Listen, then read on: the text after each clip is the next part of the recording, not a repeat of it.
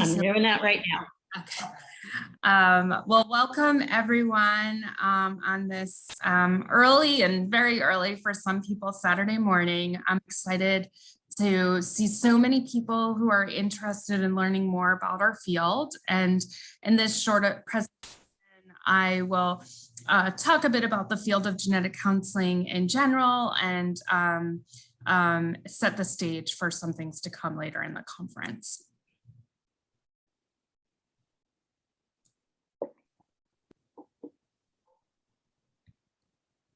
My slides are not, here we go.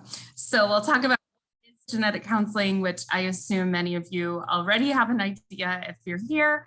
Talk about some of the exciting roles in the field, briefly talk about what you might need to get ready to apply, and talk about some of the recent exciting milestones in our profession. I love talking about the field. You know, I knew I wanted to be a genetic counselor, but if I knew how great the field would evolve, I would have even more strongly gravitated to this job. So genetic counseling is described as the process of helping people understand and adapt to the medical, psychological, and familial implications of genetic contributions to disease. And so when genetic counselors work directly with patients, they might be involved with interpreting family and medical histories, educating the families about the genetics, management, prevention, resources, and research going on in that particular condition. And then, of course, using our counseling skills to help people make decisions about this information, adapt to the information, and relate to other people with this new information in their lives. As we'll talk about later in the presentation, many genetic counselors now have roles that don't involve working directly with patients, but influence patient care in the medical system. So our profession is still fairly new, but growing. So the term genetic counseling first appeared in the world in 1947, and Sheldon Reed was first thought to have used that term. At that time, we really didn't know that much about genetics. So it wasn't until later when the first program started at Sarah Lawrence in 1969 that the field really emerged here in America. And now there are 60 accredited programs in 2021. The last time we had this conference was 2019, and there were 49 accredited programs. So it's pretty incredible that our field has managed to grow by 11 programs in the midst of a global pandemic. That is pretty incredible to me. So one reason why our field has really exploded is because our field is growing alongside with the science in genetics. So it wasn't until 1977 that we were even able to sequence DNA. The first draft of the Human Genome Project came out in 2001. And then in 2015, it became possible to sequence many genes at the same time, which really evolved the type of testing that we're allowed to or that we can offer to patients, and has greatly reduced the cost of genetic testing. Of course, there's many social things that have happened along the way. Genetic testing has taken a more prominent place in the media with direct-to-consumer testing. Angelina Jolie came out in 2013 to share her story of having a BRCA1 pathogenic variant. And then, of course, there was the Myriad Supreme Court case, which allowed what prevented companies from patenting genes. So what are genetic counselors doing in 2021? Genetic counselors work in a variety of settings that can include laboratories, hospitals, nonprofits and government, universities, and more. There's even some genetic counselors who might work in private practice or many creative roles. All genetic counselors have a master's degree in genetic counseling and will be certified by the American Board of Genetic Counseling. Some states have licensure, and I'll show something later that shows it's the majority of states at this point. And regardless of what role a genetic counselor has, they use their expertise in genetics and communication to accomplish their job description. And so our scientific knowledge combined with our communication skills is a unique but in-demand skill in the healthcare industry. Currently, about half of genetic counselors work in direct patient care. And so some of these charts are from an annual professional status survey that the National Society of Genetic Counselors puts on. And so from the data from this past year, about half are in direct patient care, with about a quarter in a role that doesn't involve direct patient care, and another quarter in a role that involves both patient care and something else. And the majority of genetic counselors work full-time, but 10% work part-time. There's a growing number of flexible jobs in telehealth companies where it's certainly possible to have a very flexible work schedule. And you can see for the past couple of years that this has been pretty consistent, that genetic counselors are split between roles that involve direct patient care and those that don't. And so the majority of genetic counselors at this time do involve work that involves face-to-face care of patients. So the good news is that the majority of genetic counselors are satisfied with their job. I think one thing I really love about the field is it's always changing and you're always on your toes and something new to learn. And if you love working with people, you're always meeting new people all the time in this profession. The salaries have increased over time in the field. And so currently the average salary is $97,000, so almost $98,000, with a large range, with newer grads starting around $70,000, depending upon what role and what their prior experience are. And this has increased by 20% since 2016, which is pretty exciting, which I believe is more than you would expect just based upon inflation alone. So if we dive in even deeper, what's exciting about the field of genetic counseling is that there's a wealth of different specialties that you can focus in, but starting out in one specialty area doesn't preclude you from working in a different one. So I started my career working in prenatal. I've worked since then in general genetics and adult neurology, education. And so one thing that's really unique is that your training prepares you to work in all different areas of the field without needing to go back and get additional training. And so at this point in time, the most popular specialty is cancer.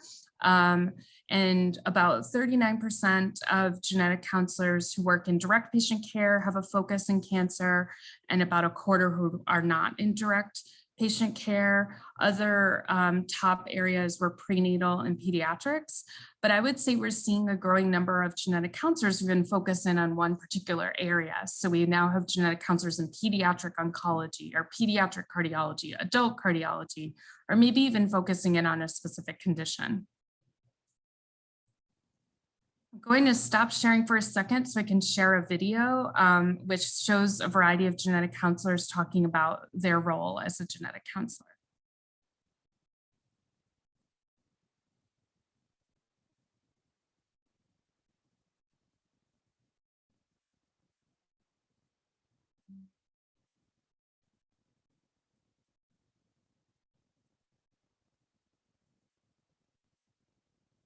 I'm hoping it's going to show the sound. Just give me a signal if it doesn't. And if it doesn't, I'll send the link for people to view at a later time.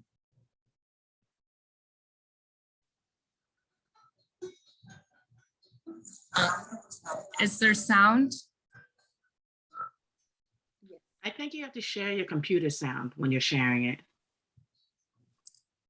Yeah, it's not letting me choose that option for some reason.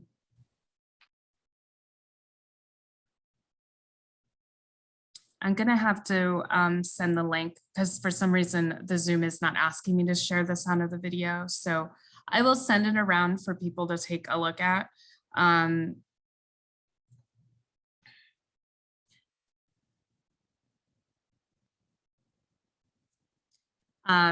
so I think we'll get a taste of some of the prominent themes from the video through some of our panels today, but I think the unique thing about the field is that there's a lot of commonalities between what genetic counselors will say they like about their job and what they like about the field. But when you dive into specific things that genetic counselors are doing, there really is such a large variety across the field. Cecilia's talk will focus more on JEDI issues in genetic counseling, but if we had just watched the video, I think one thing you would have noticed right away is that there seems to be a lot of white women in the video. And so I wanted to just acknowledge that that is certainly one part of the field that needs to change. It's extremely important for the demographics of our profession to more closely match the demographics of society, and NSGC has made that an important part of the strategic plan for the coming years. So we'll talk more about that later in the presentation. So to focus in more about why all of you are probably here is because you're thinking about attending graduate school in genetic counseling. And so 2 resources where you can find more information about this is the AGCPD and the ACGC.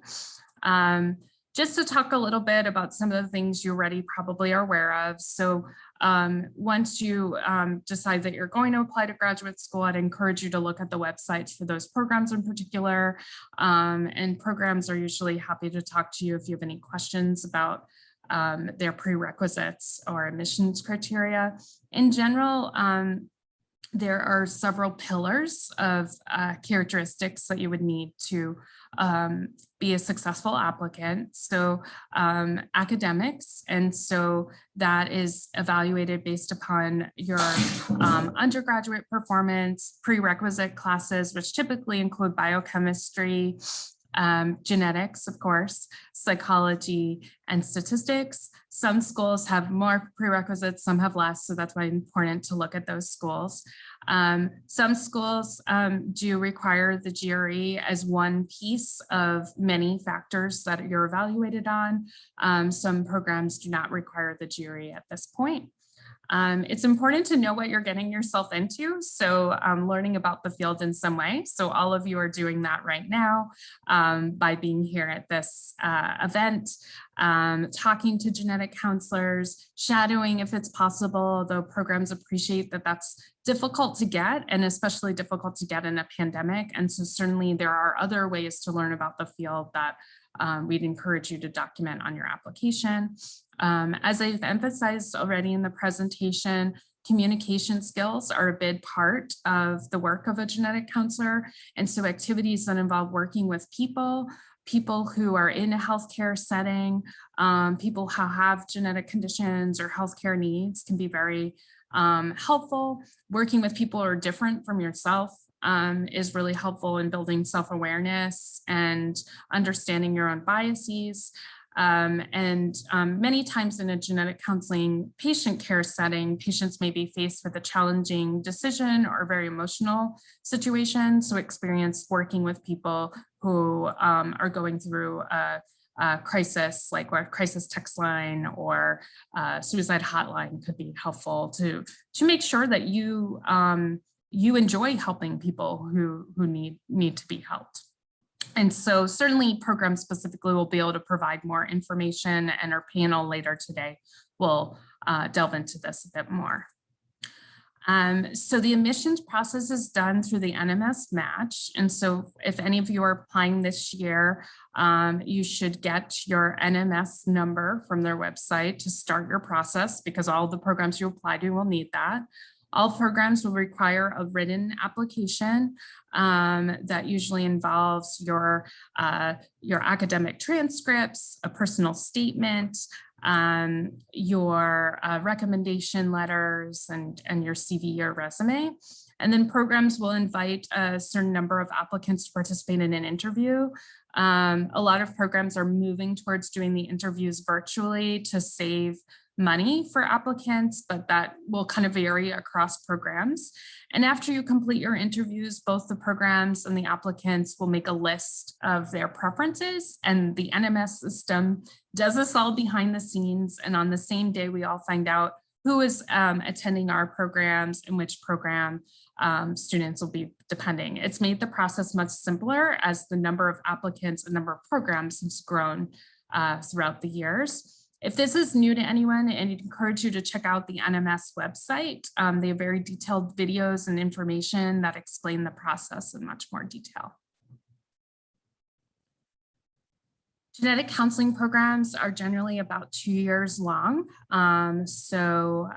It usually involves 2 academic years in the intervening summer with some slight variation across programs. And all programs will involve your didactic coursework, which tends to be coursework in medical genetics, counseling, research skills, etc. Your clinical rotations, which at minimum will involve work with prenatal, general genetics, and cancer, but some schools will have more options for rotations like lab or specialty clinics, public health. Rotations will start at different times in different programs. And so you will hear more from the students on the panel today about some of the things that they thought about when they were applying to school.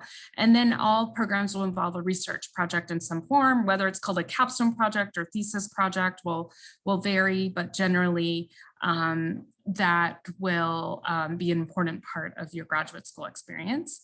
After you finish graduate school, you'll likely take the board exam through the American Board of Genetic Counseling.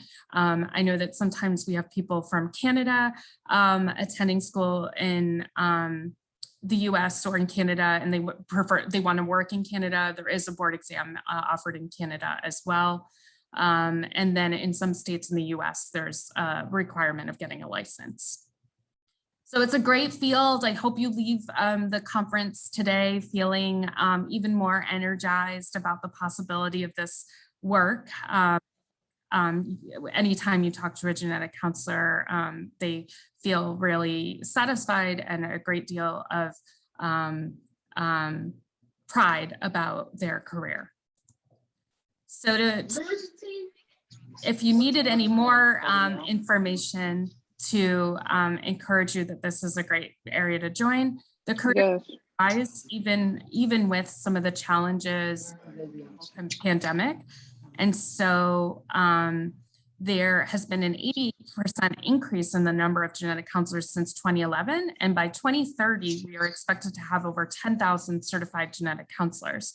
And so today we're in the 5,000. So that's pretty incredible that the next decade we'll have over 10,000. I think not everyone's on mute. And so if you're not on mute, can you please mute yourself? So the class of 21 was a very special class for a variety of reasons. One being a class that did most of their training in a global pandemic, but also because of the class of 21 nationwide was the 50th class ever of genetic counselors. And so 50 years might seem like a long time, but to me, that's just pretty incredible. Like that our field is still in its infancy and there's a lot of energy for what we can all accomplish over the next 50 years. At the Emory graduation, what was really cool is that our commencement speaker was Audrey Heimler, who is the only living member left of the first ever class of genetic counselors. So it was really exciting to hear her reflect on her own career and where she thinks the career is going. And one of the most memorable parts of my experience as a genetic counselor to date. Even with a pandemic, graduates of genetic counseling programs nationwide have been very successful on the job market. So with the majority accepting a job before graduation and the majority accepting a job 3 months before graduation. In times where students do not accept a job before graduation, they're planning on taking some time off or they're moving or have a specific location in mind, that makes things a little bit more complicated. I mentioned licensure before, and so when I did my own training in genetic counseling, there was no such thing as license. But now you can see the states that are dark blue have licensure in place, with the ones in a lighter turquoise almost there, and yellow in progress. So you can see that very few states don't have any progress towards licensure. And so hopefully at some point we're going to see the whole map in blue. And really it's quite incredible that over the past 10 to 15 years has been when all of this has happened. And this establishes us as an important healthcare profession with unique skills, and protects the public from people claiming that they're genetic counselors when they actually don't have our specialized training. At the federal level, there is a bill in the House and in the Senate called Access to Genetic Counselor Service Act. If you look on the NSGC website, this is a place that you can contribute as a prospective student, and the system will automatically generate a letter to your representative if you are in North America, if you are in the United States. And this is a bill to have genetic counselors recognized as healthcare providers by CMS, particularly for individuals who have Medicare. So this is an important access issue. It also is an important billing issue, and really will serve to escalate our field even further. This is a picture of some of the recent graduates from Emory back in their first year. They're not wearing masks because it was pre-pandemic.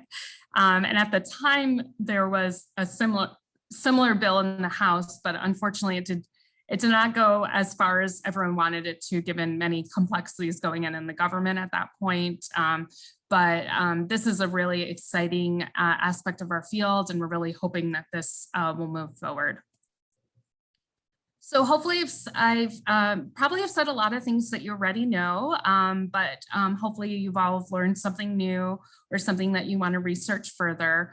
There's a lot of resources out there now about genetic counseling, which is pretty exciting because when I applied to school, I could barely find anything.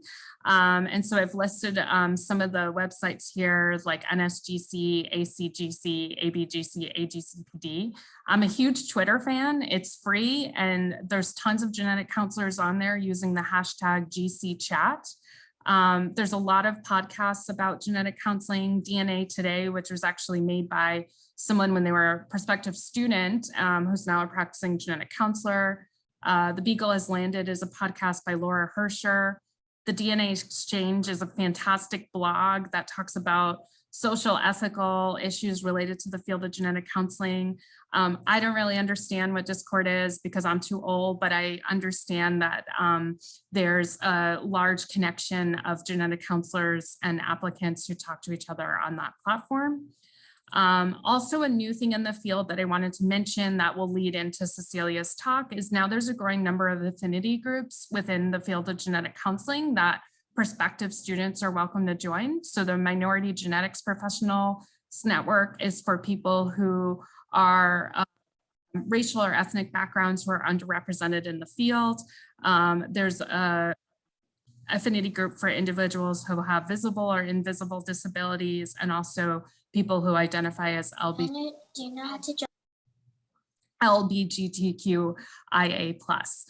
So I've put the contact information for the two of the affinity groups here, and the MGPN has a pretty large prominence online. Here's my puppy who's behaved for the 30 minutes of my talk. And I can't see what time it is, but if there is a time for a question or two, I'm happy to take them. And thank you so much for your attention and for joining us today. So we have a couple minutes. I also, we got a clue on how we might be able to show the video. I'm happy to try it. Oh, sure.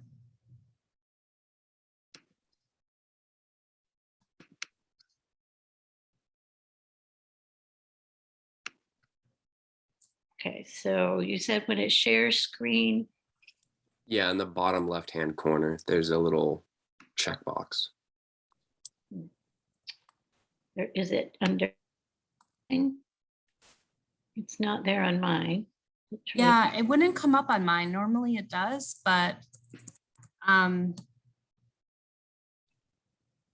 I guess it's not going to work. Okay, I'll just put the I will put the link in the chat, maybe. Yeah, I apologize for that. I think Zoom has an update like every other minute, and sometimes it prevents things from working that were working yesterday. So Go figure. Go ahead if anyone has any questions, or if you want to put your question in the chat, you can read it off.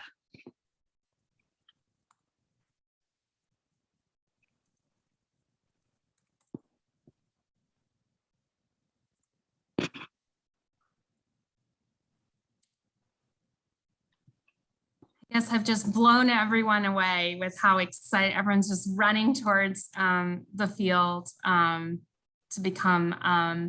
There's one question about whether Emory still requires the GRE to apply. And yes, we still require the GRE to apply as one piece of a very large puzzle. I think there's things about each metric for admissions that are helpful, and we understand that there's flaws about each metric for admission, but the GRE does at least provide something that is the same for all applicants, where other things become very hard to interpret, like grades. It's one piece of the puzzle, but we don't necessarily have a cutoff point where we won't look at your application further or anything like that. We review everyone's application in its entirety, thinking through it in a thoughtful manner using our rubric. I don't know, Cecilia, if you have anything more to ask. I would agree. It's just one piece of the puzzle that we look at. There's some data that shows it can give us some information, but it's just one piece, and we look very holistically. One item does not make or break. So we have a couple more questions, and then we need to move on. Yes, licensure is state specific. The question was, are we going to discuss housing, campus living? That's something you can certainly do with the students at lunch. That also is part of our interview process, so the students talk about that as well. And if you go to our website and about us, all of the students have their profiles and their emails there and are more than willing to answer any questions. Okay, so I'm going to move on here.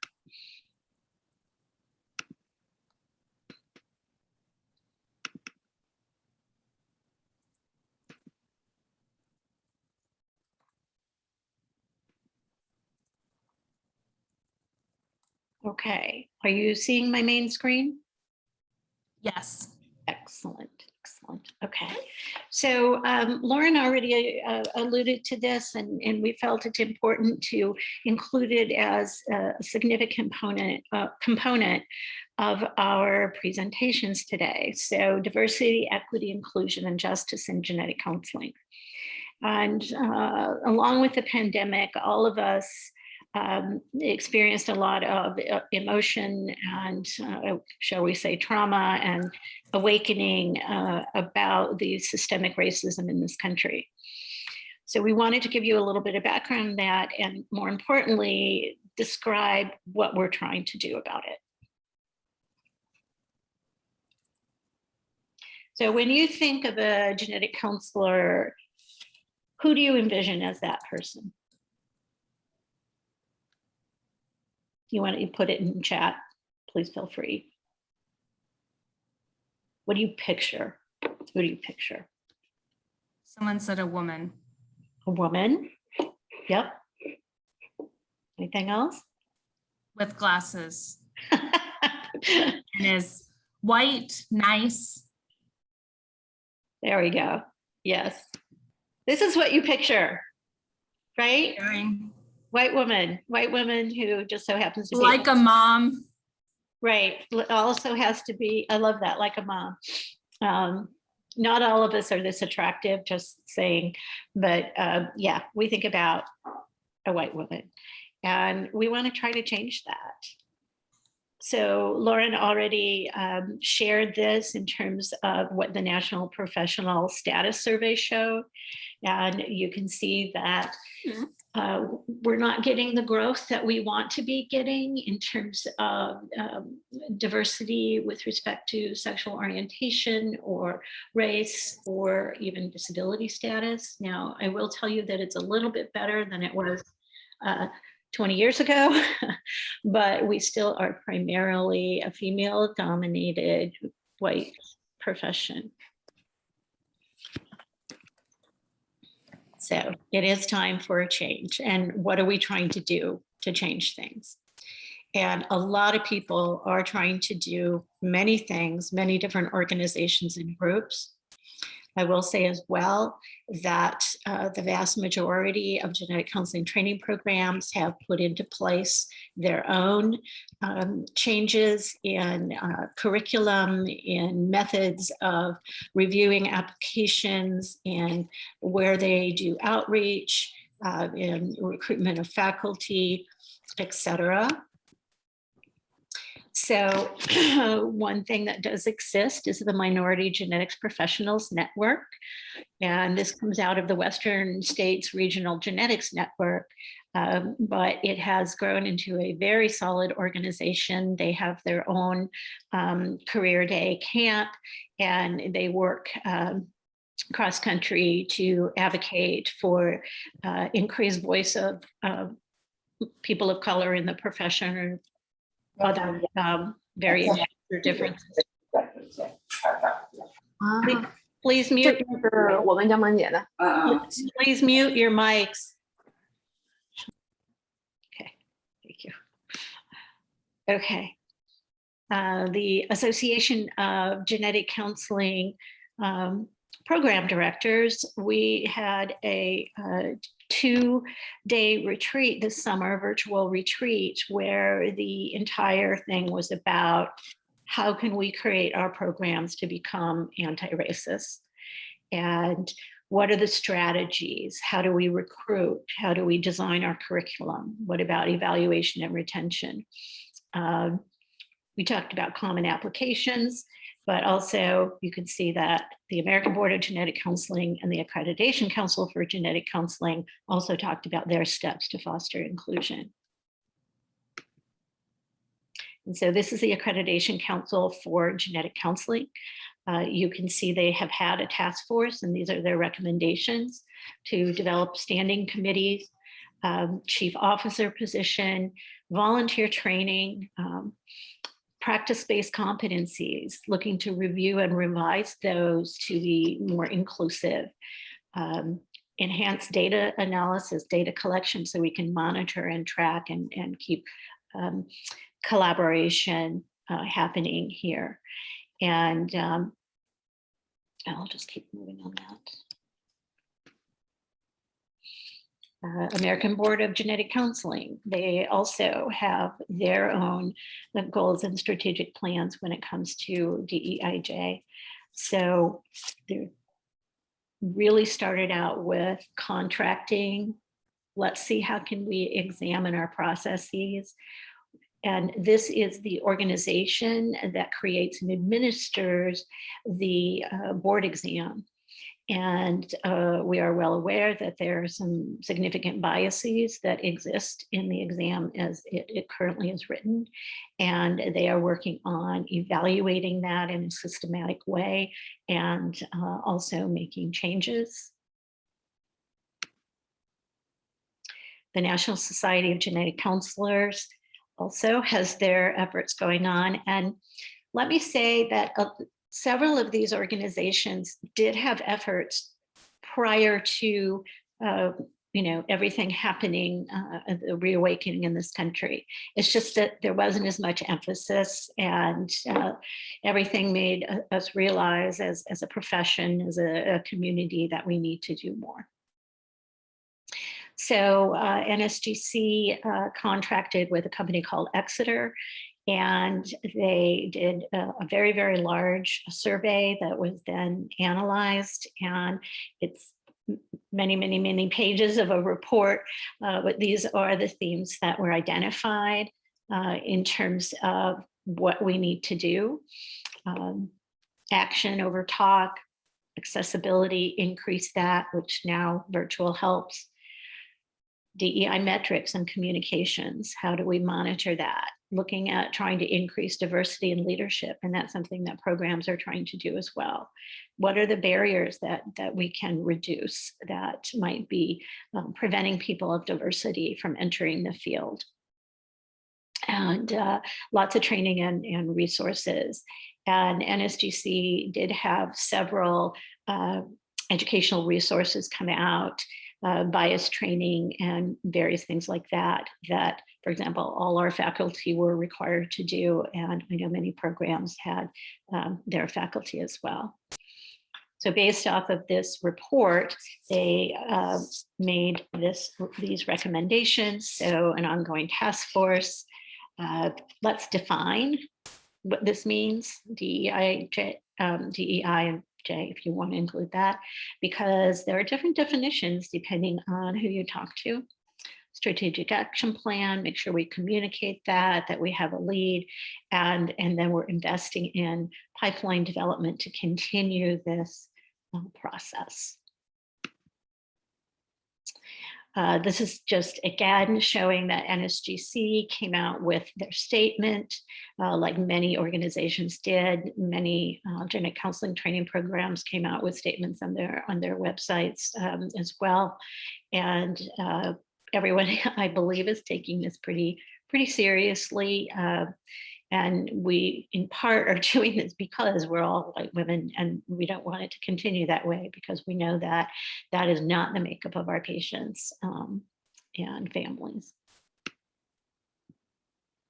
There is also an organization that I'm proud to say one of our Emory students helped create, which is the Genetic Counseling Trainee Platform for Racial Justice. And they have had meetings, they have blogs, you can go to their website, you can become involved, and they welcome sort of prospective students as well as current students in what they're doing. And this is just something from their website showing the kinds of resources that they may be offering to help all of us educate ourselves and develop a common language.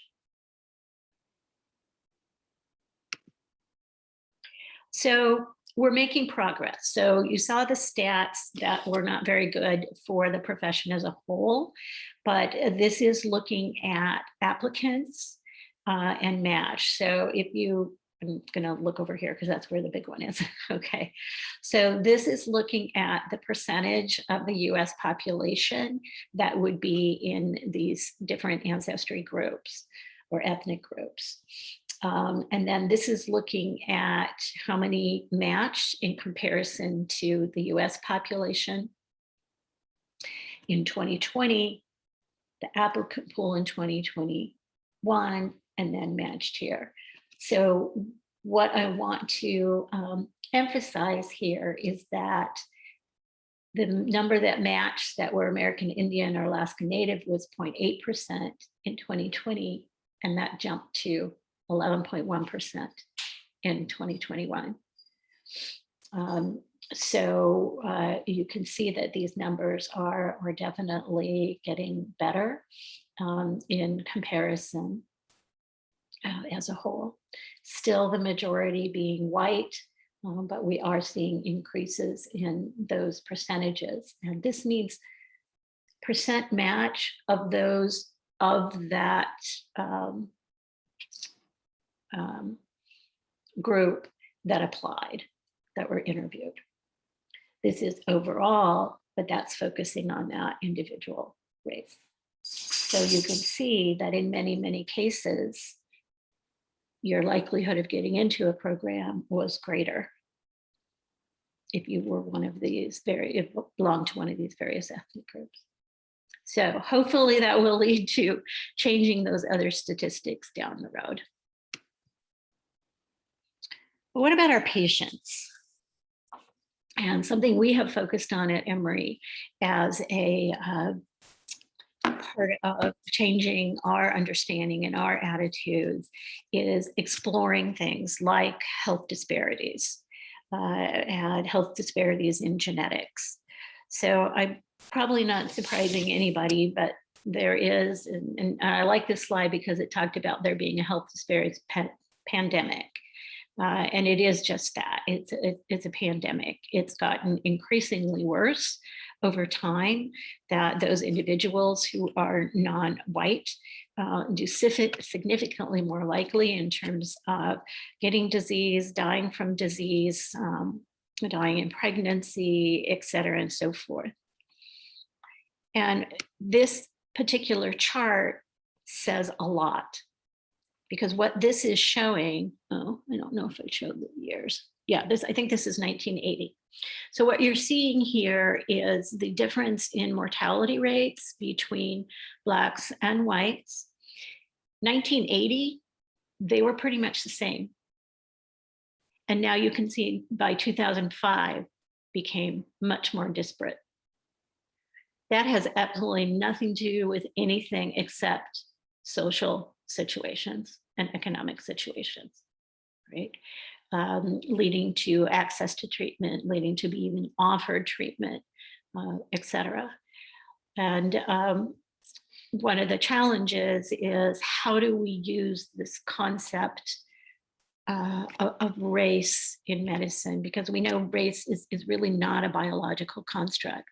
And yet we know, looking at various ancestry groups, we do see these differences, but where are those stemming from? This is, again, just another measure of comparison of health outcomes and health status across different groups of color. This is from the Kaiser Family Foundation.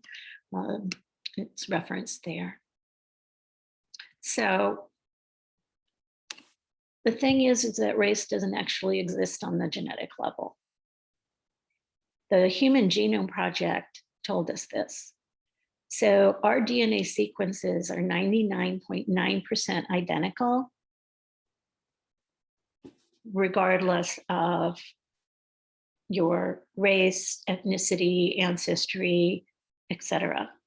And what we have shown is that your DNA sequence, if you're Caucasian, might actually be closer in sequence to somebody who's Black than it is to another Caucasian. So I remember hearing Francis Collins talk when this came out, and it was like, we need to wipe out that concept of race as a biological construct. So this is an interesting blog that is done by the Jackson Laboratory, and it's just a snapshot. And what some of the genomic disparity is coming from is that we don't have the same level of completeness on genomic data in individuals of color, different ancestry, ethnic groups that we do on Caucasians. And that means it's incomplete in being able to use that information for the betterment of individuals' health. So if we are not cognizant of the inequities that occur in genetic information between various groups, we may exacerbate those disparities. So in this case of genomics, it is not just disparities in access and quality, but also disparities in available information. Meaning, how do we understand and interpret? So this diagram is, again, we're using this race as a loose construct here. A recent article that came out. And what you're showing here is in non-Hispanic whites for testing, the comparison between the number of true pathogenic mutations that are identified versus the number of variants of uncertain significance. So those of you who don't know what a variant of uncertain significance is, it's when we find a change in the DNA sequence, but we don't know what it means, right? And the more testing, the more genes you look at, the greater the problem with this. Now, if we've studied this in lots of different places, we gather enough information to say, okay, this particular variant is really common in the general population. We now have enough evidence that it is not a variant of uncertain significance, and we can eliminate that from that categorization. But the problem is the vast majority of studies that were done in terms of sequencing the genome were on Caucasians. So we're not taking into account that there may be variations in variation among individuals of different ethnic groups. As a whole, we're 99.9%, but what I'm talking about is that, you know, 0.01 or whatever percent that is different. And we have lack of understanding of what constitutes a variant in individuals of different ethnic groups. So you can see the chance if you get testing as someone who's Black, you're way, way more likely to get one of these unknown variants. And that's because we haven't studied the genomes. So there is a big push to try to increase, and that's a double-edged sword because socioeconomic factors can limit understanding, access, interests, sociocultural factors, and so forth.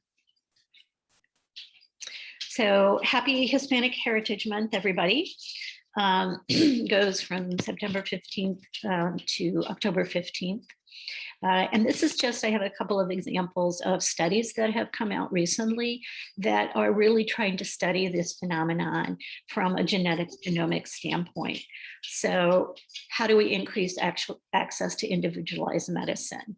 And this particular study just completely found that we have to understand things on a sociocultural level when we are working with individual groups of color who are not in the majority, because we can't necessarily educate or counsel in the same way if we don't understand those socio-economic and cultural factors.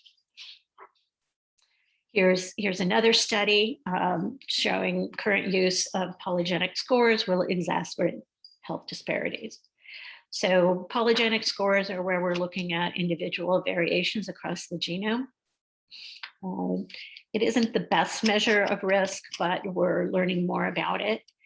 The problem is we know and know what those variations are across individuals who are in the majority from an ancestry ethnic standpoint, but we don't know what they are. So here, if you have certain alleles, you're in a low risk population. If you have enough other alleles, you're in high risk, but we don't know what those alleles are in individuals that are not Caucasian. But if any of you have not heard of Dorothy Roberts, I would strongly encourage you to Google her and consider reading this book, Fatal Invention, How Science, Politics, and Big Business Recreate Race in the 21st Century.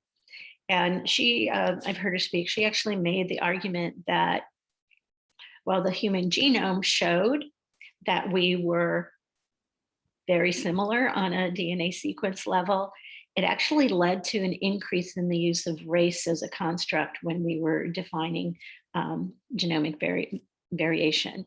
So it almost had the opposite effect there. So again, emphasizing race is not a biological category that naturally by itself produces health disparities because of genetic differences. Race is a political category that has biological consequences because of the impact of social inequity on people's health. So people are not genetically predisposed to be cognitively inferior or predisposed to certain diseases. That is impacted as a whole, impacted mostly by socio-political economic factors. Now, we all know that certain genetic diseases are more common in certain groups. So cystic fibrosis is more common in individuals of Caucasian descent, while sickle cell disease is more common in individuals of African-American descent. However, people who are not African-American can have sickle cell disease, and people who are African-American can have cystic fibrosis. So it's again understanding that we can't completely silo on the basis of a self-defined or a visual definition of race. So I'm not meaning to advertise Gene Council. I just liked their logo, so I'm using it. This is what we need to do. This is what we're working towards. And we're not just talking about differences in color. We're talking about differences in gender identity and race and age, and level of disability. And so all encompassing in terms of what makes the diversity. And we know that in order to improve genetic care for individuals who are not the majority, we have to have genetic counselors who they can relate to. So they will seek that access care, and they will be trusting of the recommendations and guidance that is provided. So I will stop there. And I'm happy to take any questions. I've been trying to answer questions in the chat as they're coming up. There's been some good discussion. Dorothy Roberts came up right before your slide about Dorothy Roberts came up. So we were on the same wavelength. There, I'm just scrolling to see if I've missed any. I'm excited to see an active chat first thing Saturday morning. Thank you so much for this discussion.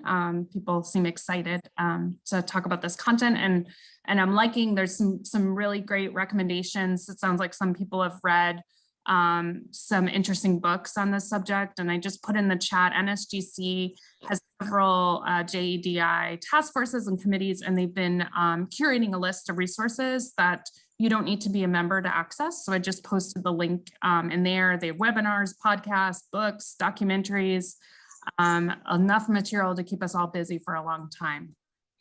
That's absolutely true. And, you know, if this is something that's important to you, then I encourage you to do a little bit of research at the universities that you're going.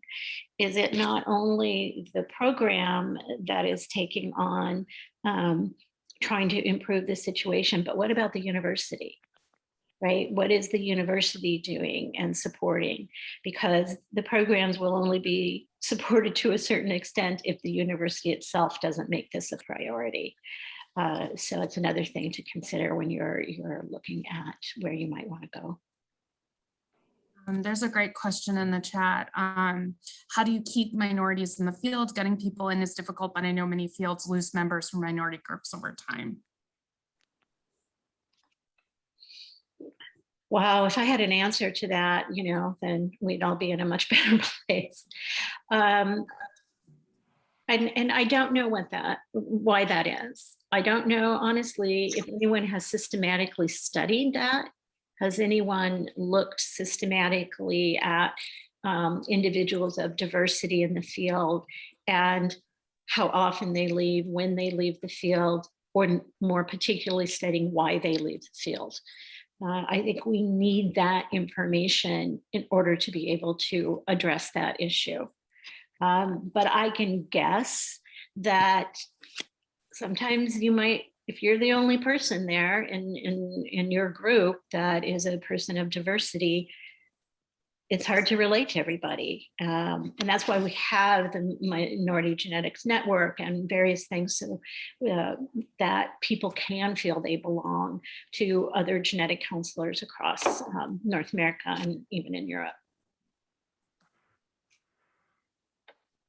Yeah, I would just add to that hopefully the culture is shifting in society, but also the field of genetic counseling to be more inclusive. I think many people are starting to become more aware of their biases, and maybe sometimes when they say things that they're not intending to be hurtful to someone else, but actually are. And so there's a difference between just having people who are different in the same room, but towards making everyone feel included. And so that's certainly what the field and, we are Emory are aiming for is inclusion, not just diversity. And then I think from communicating with people who've become members of the Minority Genetics Professionals Network, it was really just career changing, because up until that point, they maybe walk into a room at NSGC like the only person there, and then now have been able to connect with people around the country and regularly chat through social media and just feel like there's a group of people who have a commonality to support one another in the profession, which is great.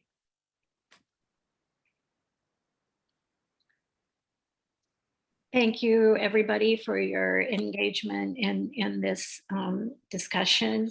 We continue to have a lot of work to do, not just, of course, in the field of genetic counseling, but as a country, as a society, as a whole. And if we are going to have a society where everybody has equal access to the benefits of genomic medicine, we really have to pay attention to this, because otherwise you can see those disparities just continuing to grow. Okay. So that brings us to the close of this session.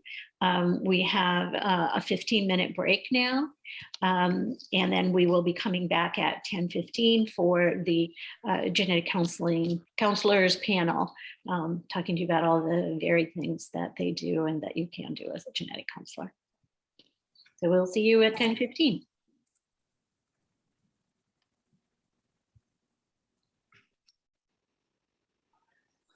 Hello, welcome back, everybody. Hope you enjoyed your time in the breakout room. It is my extreme pleasure to introduce Emily Lisi, who is the director of the brand new Wake Forest Genetic Counseling Training Program. She was also our assistant program director at Emory for a couple of years, and we begged her to stay, but couldn't keep her. She's also finishing up her master's degree in ethics. So we thought the perfect person to give this particular talk. So take it away. Thanks, Cecilia.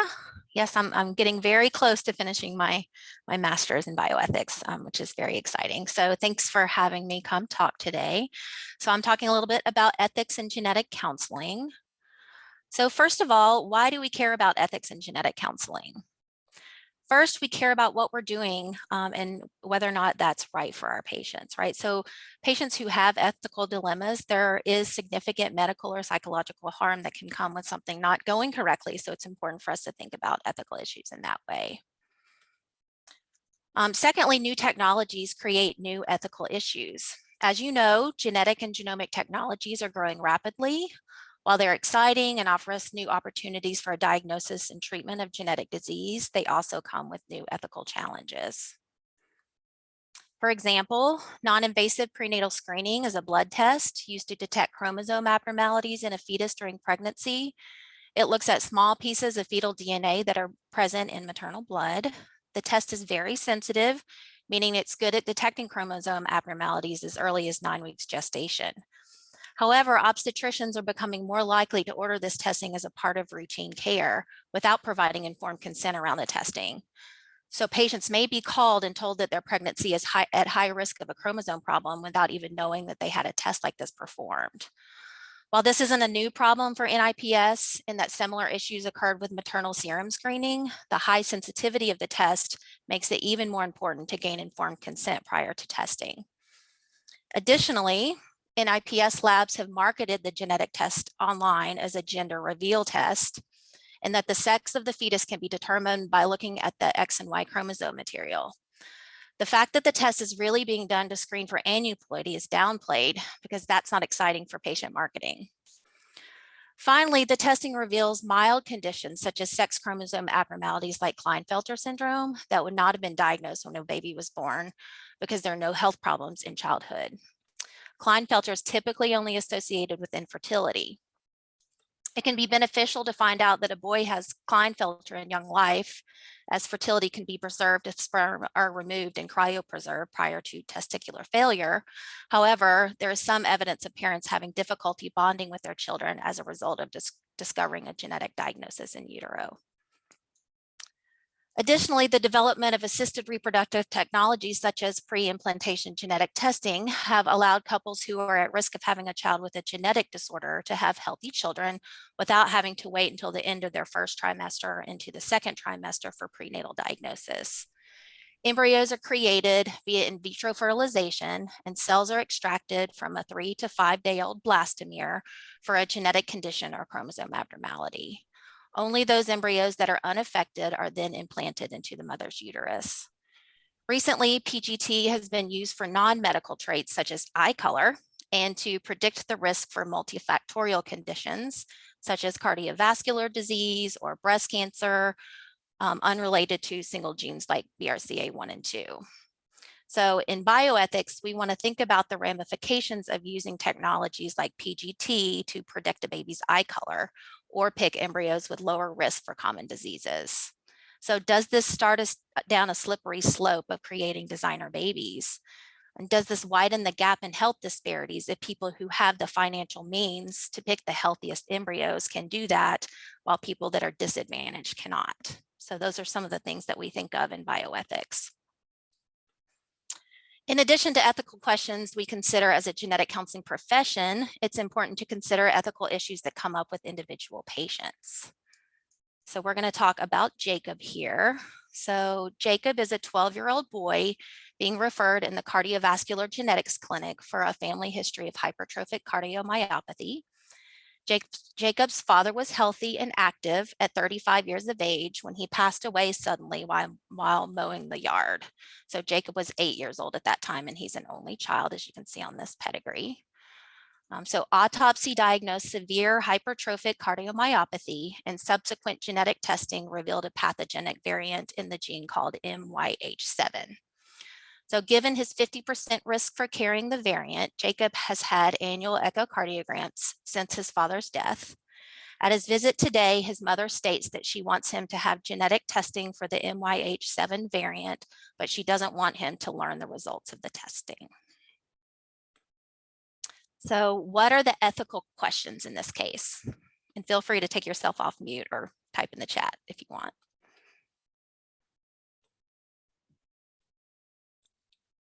One thing that comes to, oh, sorry.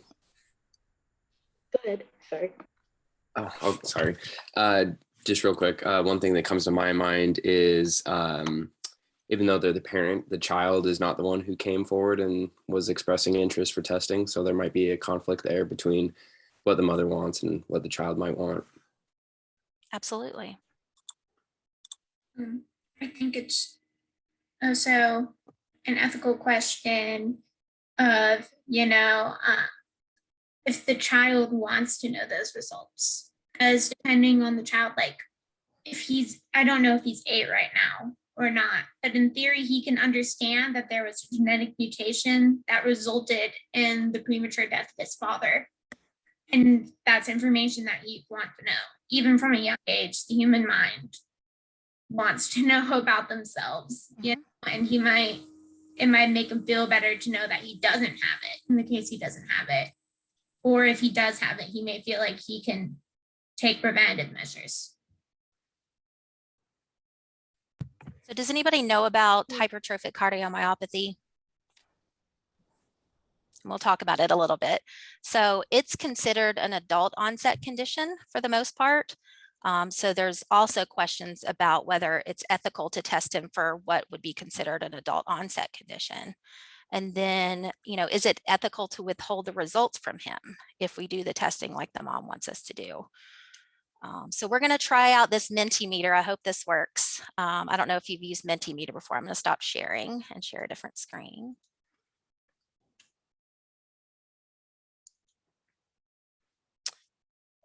So this is a lot like Poll Everywhere, if you've used that before. And it's not showing up, so that's not helpful. Give me 1 second.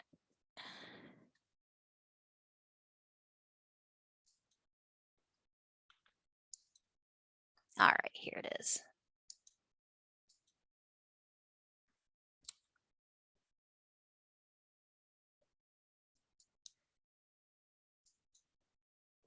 All right, so do you guys see this? Yes. Okay, so if you go to www.mentimeter.com and type in those numbers that I can't see because they're under my Zoom bar here. So there's two questions. Should we offer genetic testing for HCM for Jacob?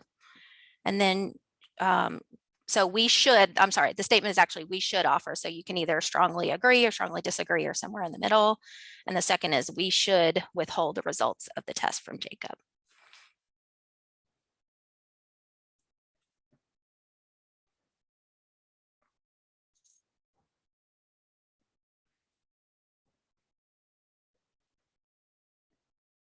All right, interesting results coming in here.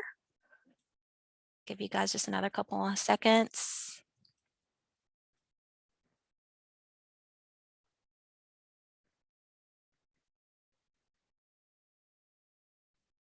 So it looks like we're very on the fence about whether we should offer the testing to Jacob or not, leaning toward the strongly disagree, or at least disagree for withholding the results from him as a 12-year-old.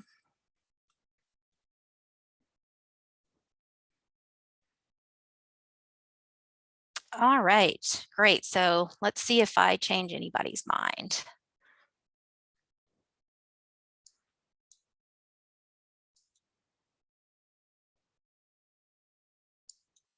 Sorry, let me go back to my slides.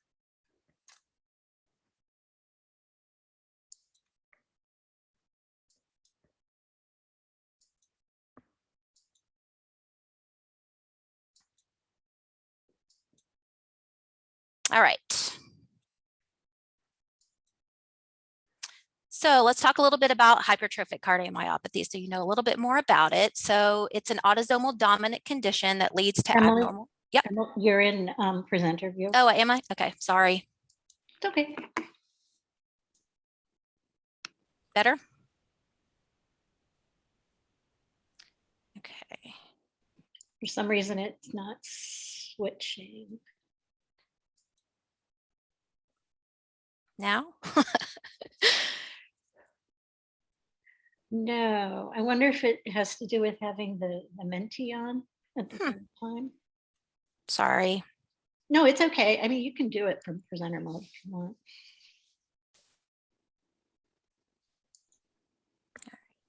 This is what I get for trying to be interactive.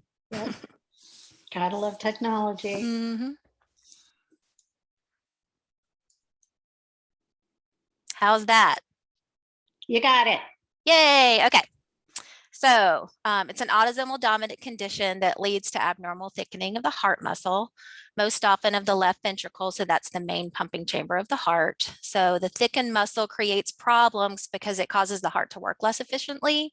So patients can have chest pain or shortness of breath, palpitations, and it can lead to sudden death. So there are several genes associated with HCM, with variants in the MYH7 gene being the most commonly identified in patients. So is HCM really an adult onset condition? So onset, meaning evidence of thickening of the left ventricle on echo, usually occurs in the mid-40s for a person. However, it's been found to be significantly younger in individuals with MYH7 pathogenic variants with a mean age of onset of around 35 years of age. Additionally, while it's rare, there are reports of children with MYH7 variants as young as 5 developing HCM. So it's absolutely appropriate to be doing annual echocardiograms, and it makes you think that maybe it would be a good idea to do genetic testing, although you can continue just to do monitoring via echocardiograms for until the patient's 18 and can make their own decision about testing. So when thinking about an ethical question like this, it's always wise to look for policy or position statements developed by professional societies for guidance. So here is the NSCG position statement on genetic testing in minors for adult onset conditions. And it says the following. So NSGC encourages deferring predictive genetic testing of minors for adult onset conditions when results will not impact childhood medical management or significantly benefit the child. Predictive testing should optimally be deferred until the patient or until the individual has the capacity to weigh the associated risks, benefits, and limitations of this information, taking his or her circumstances, preference, and beliefs into account to preserve his or her autonomy and the right to an open future. And we'll talk about what that right to an open future means in just a second. Additionally, they say that if you decide to go ahead and test a minor for an adult onset condition, you should do it cautiously and importantly with appropriate assent of the minor. So additionally, ACMG has developed a more nuanced policy in which they list possible medical and psychosocial benefits and harms of testing in minors.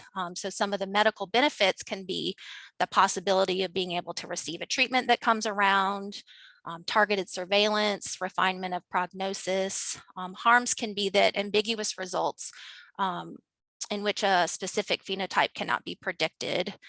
There's also psychosocial benefits and harms. So psychosocially, having the test can reduce uncertainty and anxiety, of course.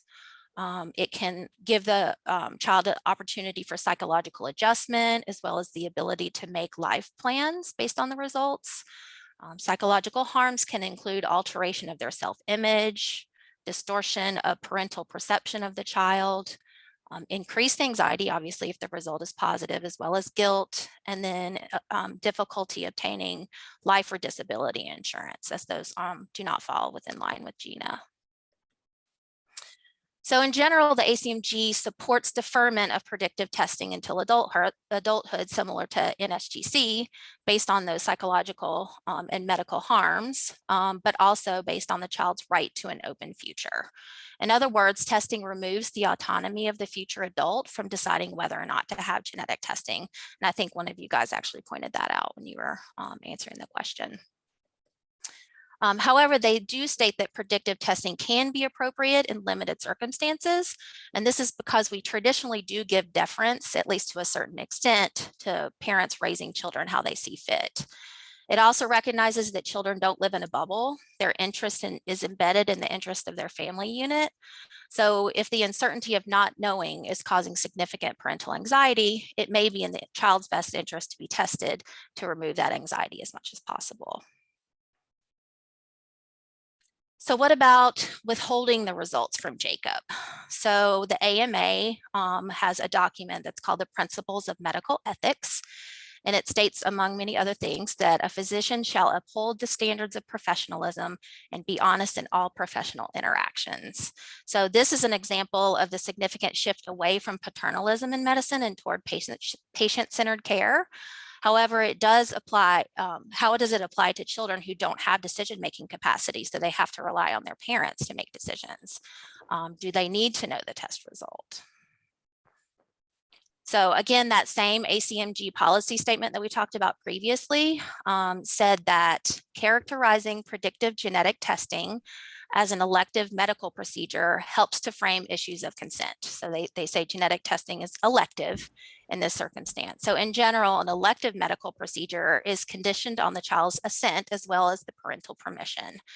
And if a minor is young or immature, delaying testing until the minor can actively participate shows respect for the developing capacities of the maturing minor. So ACMG recommends that a child assent to the testing, and I would include learn the results of the testing if that child isn't ready. And if the child isn't ready for that yet, testing should be delayed. So it's also important to read the literature when you're in a situation like this. So here you can see that empiric data discourages withholding medical information from children. So Lin et al. Found that children with cancer felt a conspiracy of silence when not told about their diagnosis. Also, participants valued clinicians who hid nothing, even bad news, and did not filter information with their parents, and who reciprocated their trust by believing them. So similarly, Hudson et al. Laid out several ethical arguments for disclosing results to children, stating that disclosure respects and promotes some degree of involvement in decision-making, empowering them to the extent that their capacity, which also demonstrates respect for the child. So disclosure improves well-being because there's ample evidence that children as young as 3 are aware of their illness and feel abandoned and fearful if not told the truth. And lastly, disclosure instantiates truthfulness by role modeling truth-telling. So considering all of this, what do you think? So we'll try to go back to Mentimeter. We'll have the same questions.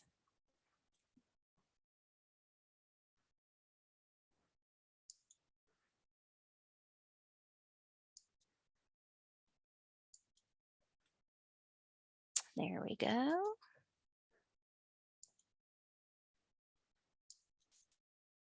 Oops.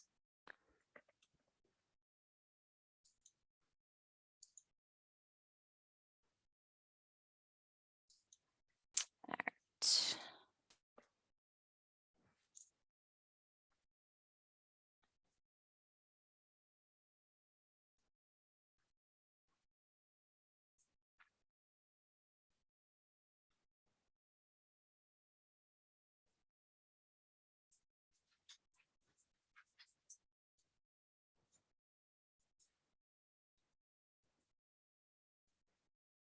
All right, so far, there's really no difference in should we offer testing.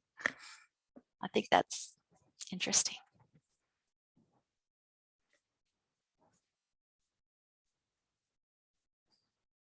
But significant difference in should we withhold the results, maybe not significant.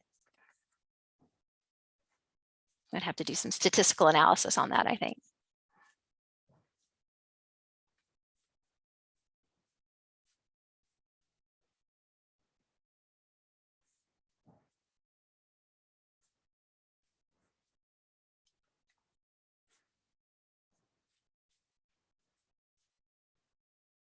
All right, great. That's super interesting. So people are still really on the fence of whether we should offer genetic testing for HCM, and I think that's really appropriate. So from what I presented, there's kind of pros and cons, and it depends on the individual situation for sure. And pretty much everybody's against withholding the results from Jacob, which again, I think is appropriate. Based on what I presented here, it seems to be more detrimental to withhold results than not. All right, let's see if I can get back over without that being an issue.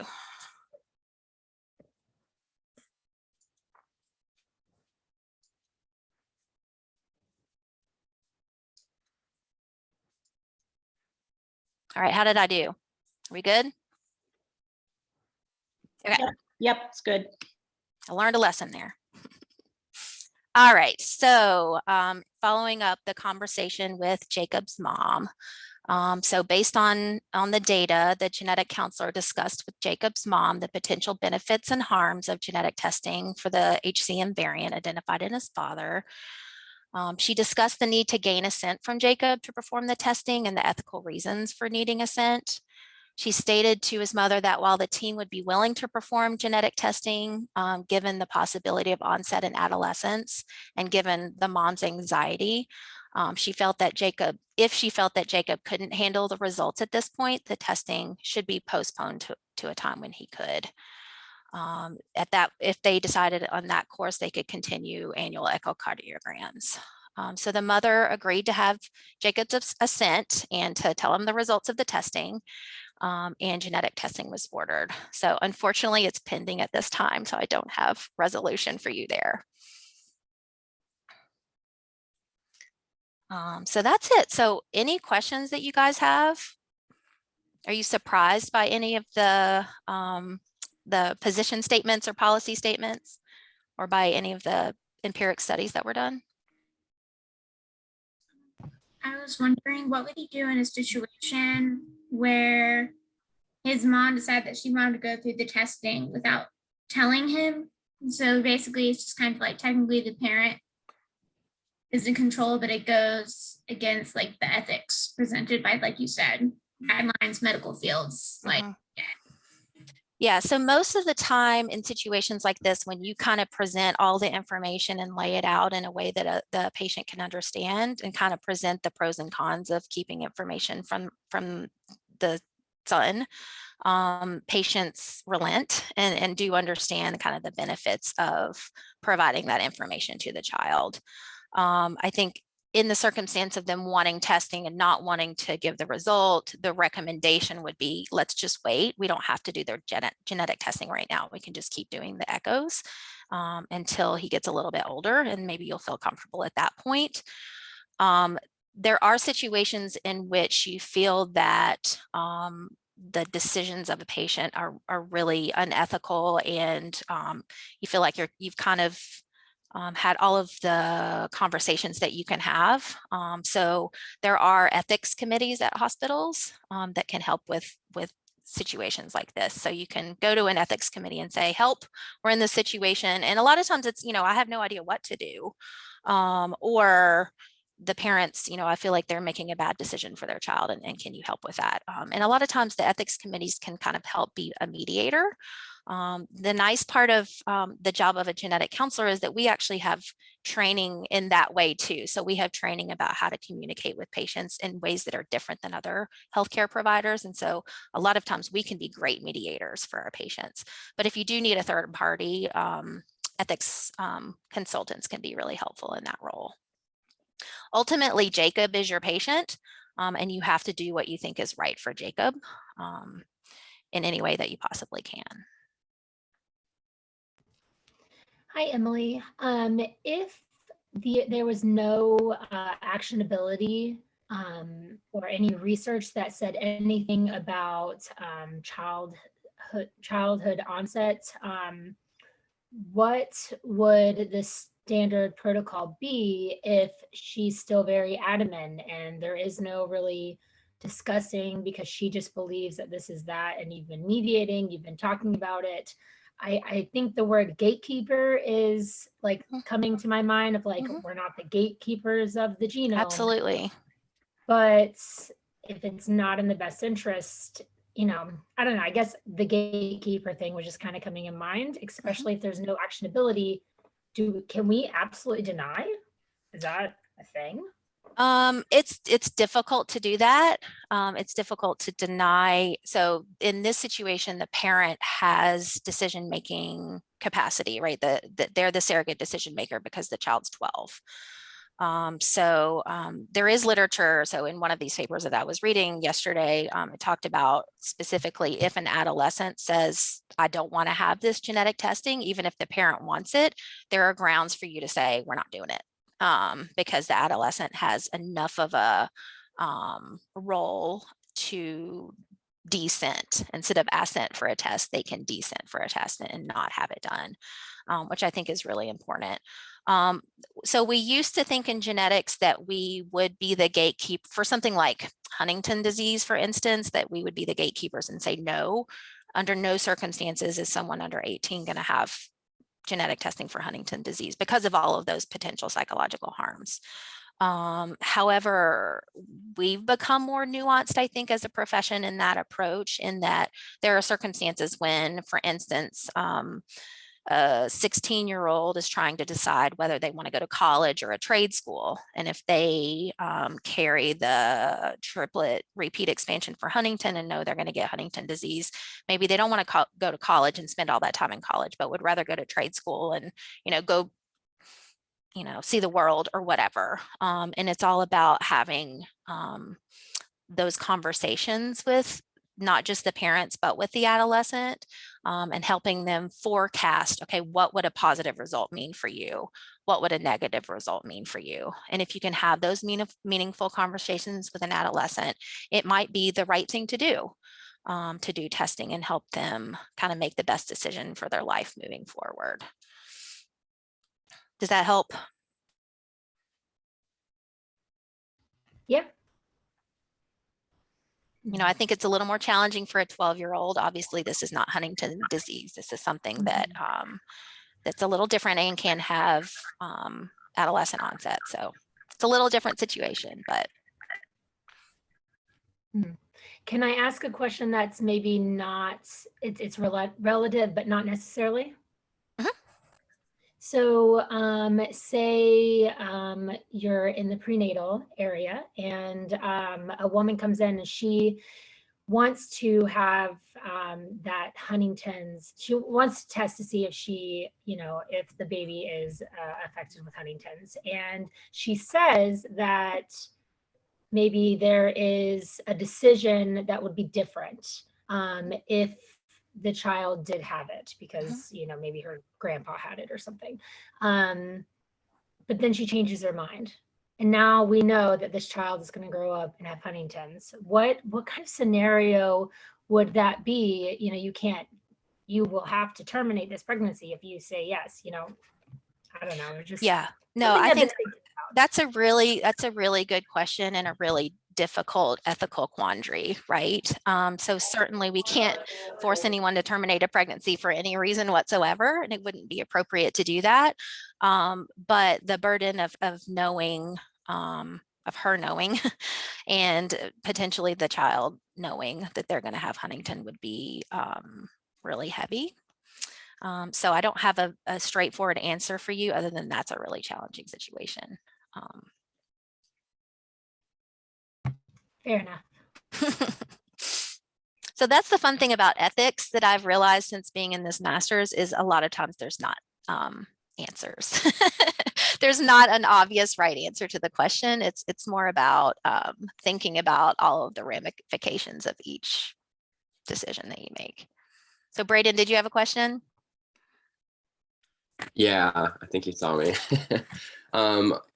Yeah, if it's appropriate. I was just wondering, the thought came to my mind, what kind of ethical, conundrums you could get into with testing for children who don't know their parental background, who are maybe adopted or some other setting like that, but testing under 18, I guess, what issues you guys face in that regard.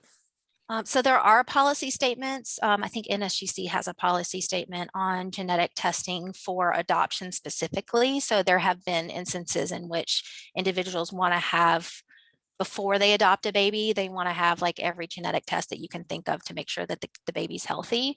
And so that policy says that we don't think that that's appropriate. It's not the role of a potential adopters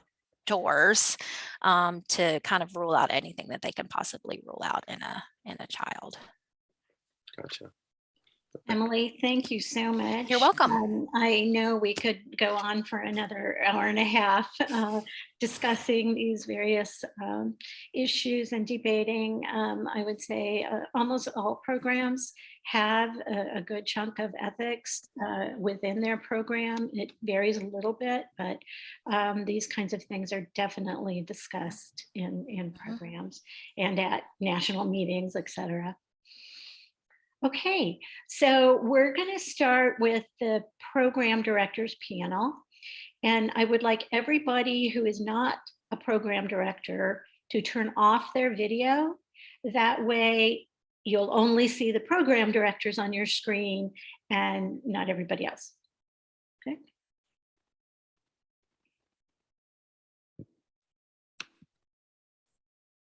Okay, so I'm Lauren Lichten. I am the Assistant Program Director at Emory, and I'll be moderating the Program Director and the Student panel. And so I think to start, we'll just have the representative from each program and say who they are and tell us some basic information about your program, how many students are enrolled, where you're located to start, and then we'll circle back and ask some more specific questions. So why don't we start with Emory? So Emory is in Atlanta, which you've already figured out by now. We are now taking 12 students for each incoming class. Like most programs, would like to increase that slowly and maintain the in-depth clinical experiences. I think I missed part of your question. No, I think that's probably good for now. Why don't we go on to Wake Forest? Hi, I'm Emily Lisi. You just met me. So I'm the program director at Wake Forest. So we just started. We have our first class starting this semester, and we take 8 students per year. Great. University of South Florida. Yeah, can you hear me? Yes. Yay. So I'm Debbie Cragen, and I am the program director in Tampa, Florida, and we take 5 students per year currently. Great. And Vanderbilt? Hi, I'm Martha Dudak. I'm the program director at Vanderbilt University Master of Genetic Counseling program, and we will be taking our 4th class in the 2022 and be accepting 8 students. And last but not least, UAB. Hi, I'm Jessica Denton. I'm the assistant director for the UAB program. We are located in Birmingham and we take 8 students per cohort. Great. So I'm sure as many of the prospective students have been researching programs by looking on websites, they see that there's commonalities across programs in terms of the required criteria. I'm wondering if each program could maybe share 1 or 2 things about their program that they think is unique or something they're really proud of. So I'll just try to go through the same order that you're on my screen and start with Emory. So I think there's a few things that are unique about our program. One is that we get you in clinic very early. So you're doing in-person observations and some tele-observations now in your first semester. And then you do start your full clinical rotations in spring of your first year and continue them all the way through to the end. I think the other thing is that we have a very strong focus on research, and our capstone project, if you will, is very, very structured and designed so that you can start right away after being matched with a research mentor of your interest. We teach research methods, epidemiology and biostatistics, manuscript preparation, grant writing, and lead you through all the way with the end goal being a publishable manuscript and abstract submitted to a national meeting. I think we also have a lot of very cool specialty rotations, which I know others do too, but I would say those are our top 3. Great, thanks, Cecilia. And let's hear from Wake Forest next.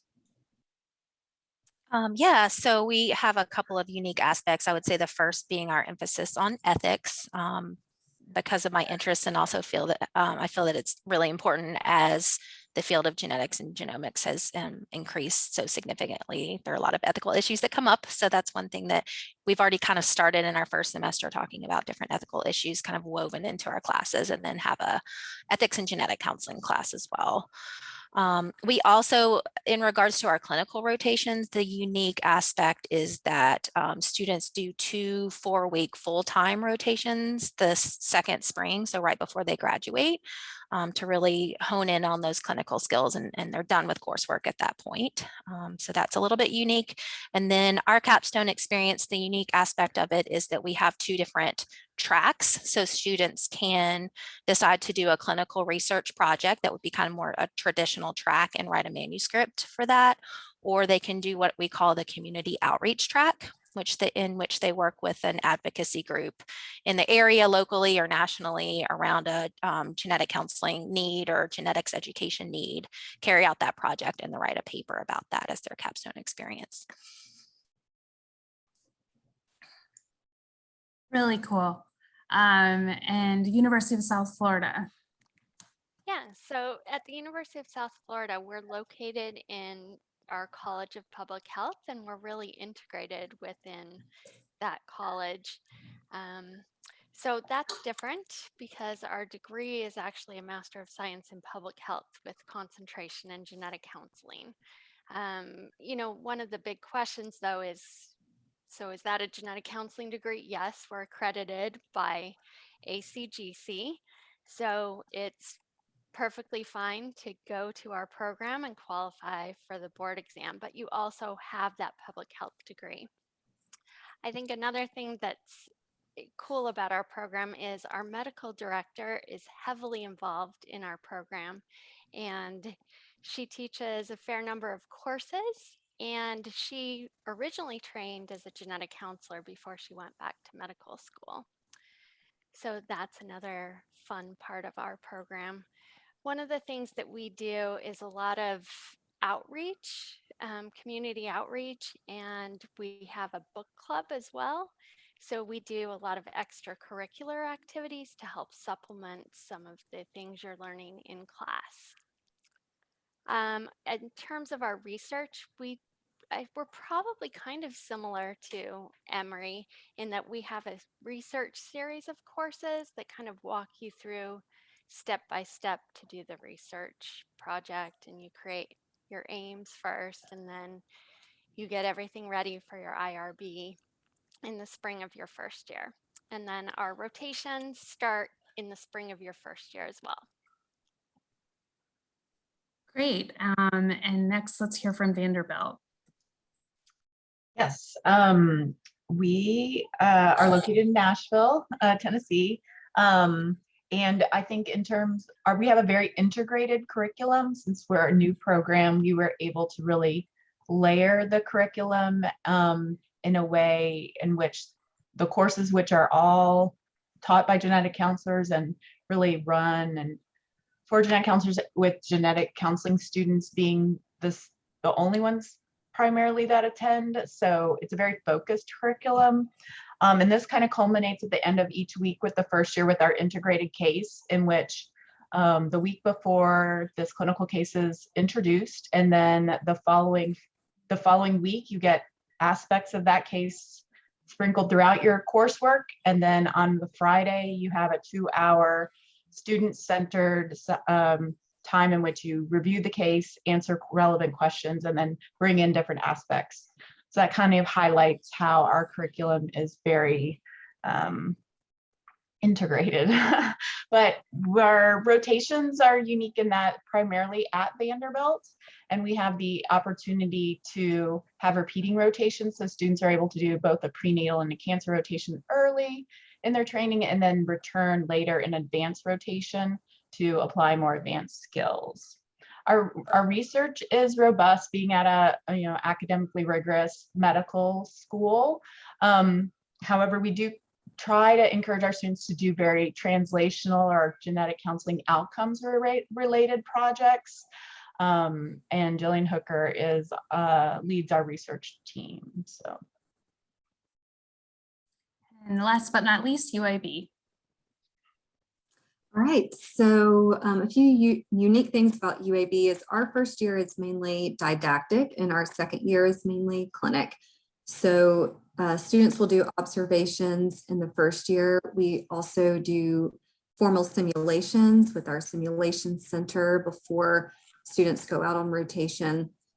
And our rotations are unique in that every student will do a semester of rotations at UAB and a semester of rotations off-site. And we have several partners that we work with. They change from year to year, but they're always updated on our website. Our partners for this upcoming class that we're going to be matriculating this admission cycle are Geisinger, some clinics in Memphis, including St. Jude, Louisville, Kentucky, and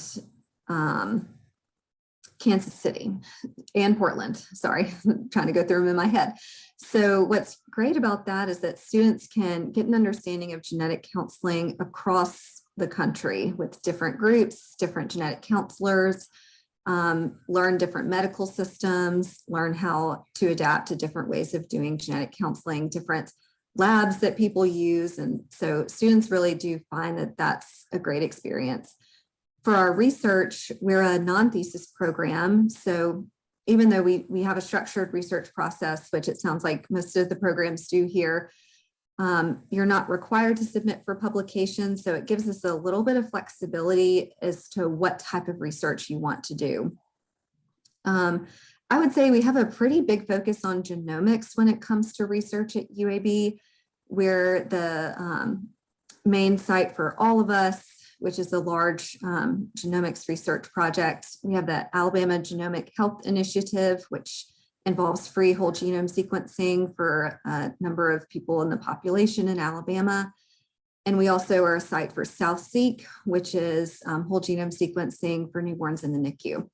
So we have lots of big whole genome type projects. We work closely with Hudson Alpha in Huntsville, Alabama, which is a big genomic research center as well. And the last thing I'll say is we really value community engagement. One of our courses is a service learning class where our students get out and volunteer in the adults with disabilities population. We have a lot of events that we host at UAB and at Children's Hospital, which is right next door to us. And our students are involved in helping with that in different ways, whether that's meeting with families or providing childcare or actually presenting at some of these types of meetings. So I'll stop there. Thank you. It's so exciting to see how many unique ways there are to develop the competencies that are required by ACGC, and so much creativity that goes into designing a program, and lots of hard work, especially over the uncertain times we're living in. I'm going to ask one more question to the program directors. For the students, current students are here for the panel. If you could just do me a favor and write after your name which program you're with, because I recognize some of the names, but just want to make sure that that panel goes smoothly. And my last question for the program directors, if you could pick one characteristic or quality that stands out to you in applicants, could you say what that is and a little bit more about why that's your answer? I will just continue going in the same order, although I do appreciate the people who come last will probably have a little bit more challenging time coming up with an adjective.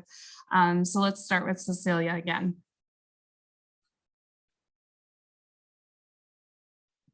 I think all of us would say passion for the field of genetic counseling is probably number one. It's hard to just pick one, but I would say for us, dedication and commitment would be the second that we would think about. And do we get to do more than two? Let's leave some room because I'm sure there's probably some overlapping. So why don't we all just kind of go with one?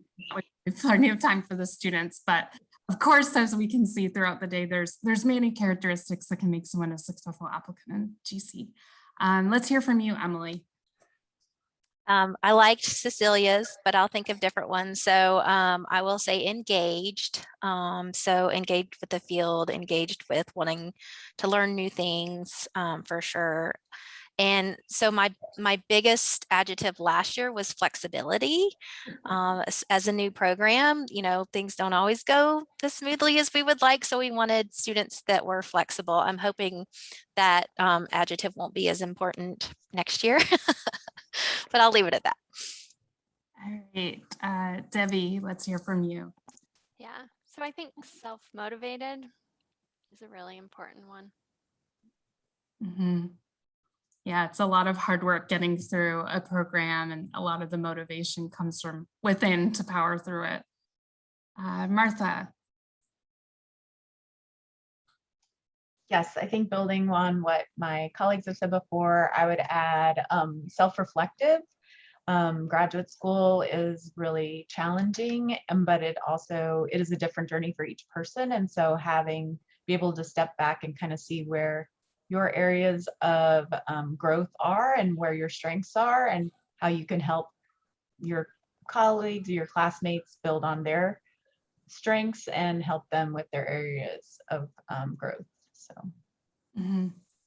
Absolutely. And Jessica. Well, I'd have to agree with everything that everyone else has said so far, but the last thing I'll add is we'd like our students to be open to new challenges, to new experiences, and to learning a lot about themselves through self-reflection, as Martha just said, and open to being flexible, like Emily mentioned. So I would just say openness and can really get you through a lot of things in graduate school and in genetic counseling school. Okay, well, thank you everyone for sharing a bit about your programs and things that stand out to you. Of course, we could probably do an hour-long presentation about each program and still have more to talk about. So I encourage the prospective students, if you're curious and learning more about a specific program you heard about today, to check out their website and feel free to reach out to that program directly. And so now we're going to transition to our student panel. And so if the program directors could turn off their video and the students could turn on their video, and I believe Cecilia will moderate that session. Yes, thank you, everybody.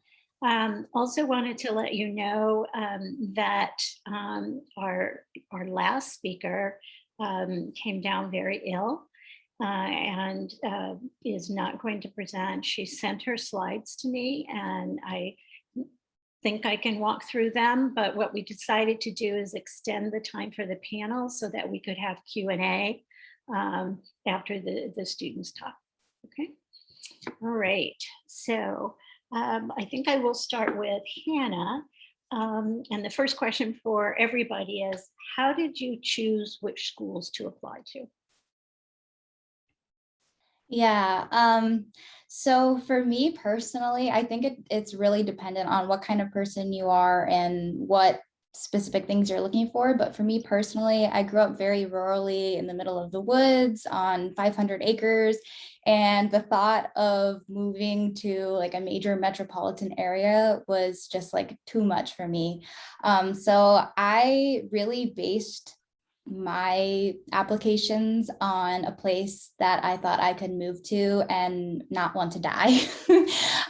So I knew that like I'm not a city girl. I'm never going to be a city girl, but if I have to move to a city, I wanted to make sure it was one in which I would feel happy and I would have access to the kinds of things that I like to do. So hiking and things of those natures. So Wake Forest, obviously, we're really close to the mountains. There's tons of outside areas and places to go hiking, rock climbing, things of that nature. So that felt really important to me, but also it was really important to me to see that programs practiced what they preach in terms of diversity. And so when I saw classes that were, you know, all white, all female, all straight, I tend to shy away from that a little bit more. I wanted to see that a school was really putting their money where their mouth was in terms of diversity. So that was something else that was really important to me. Thank you.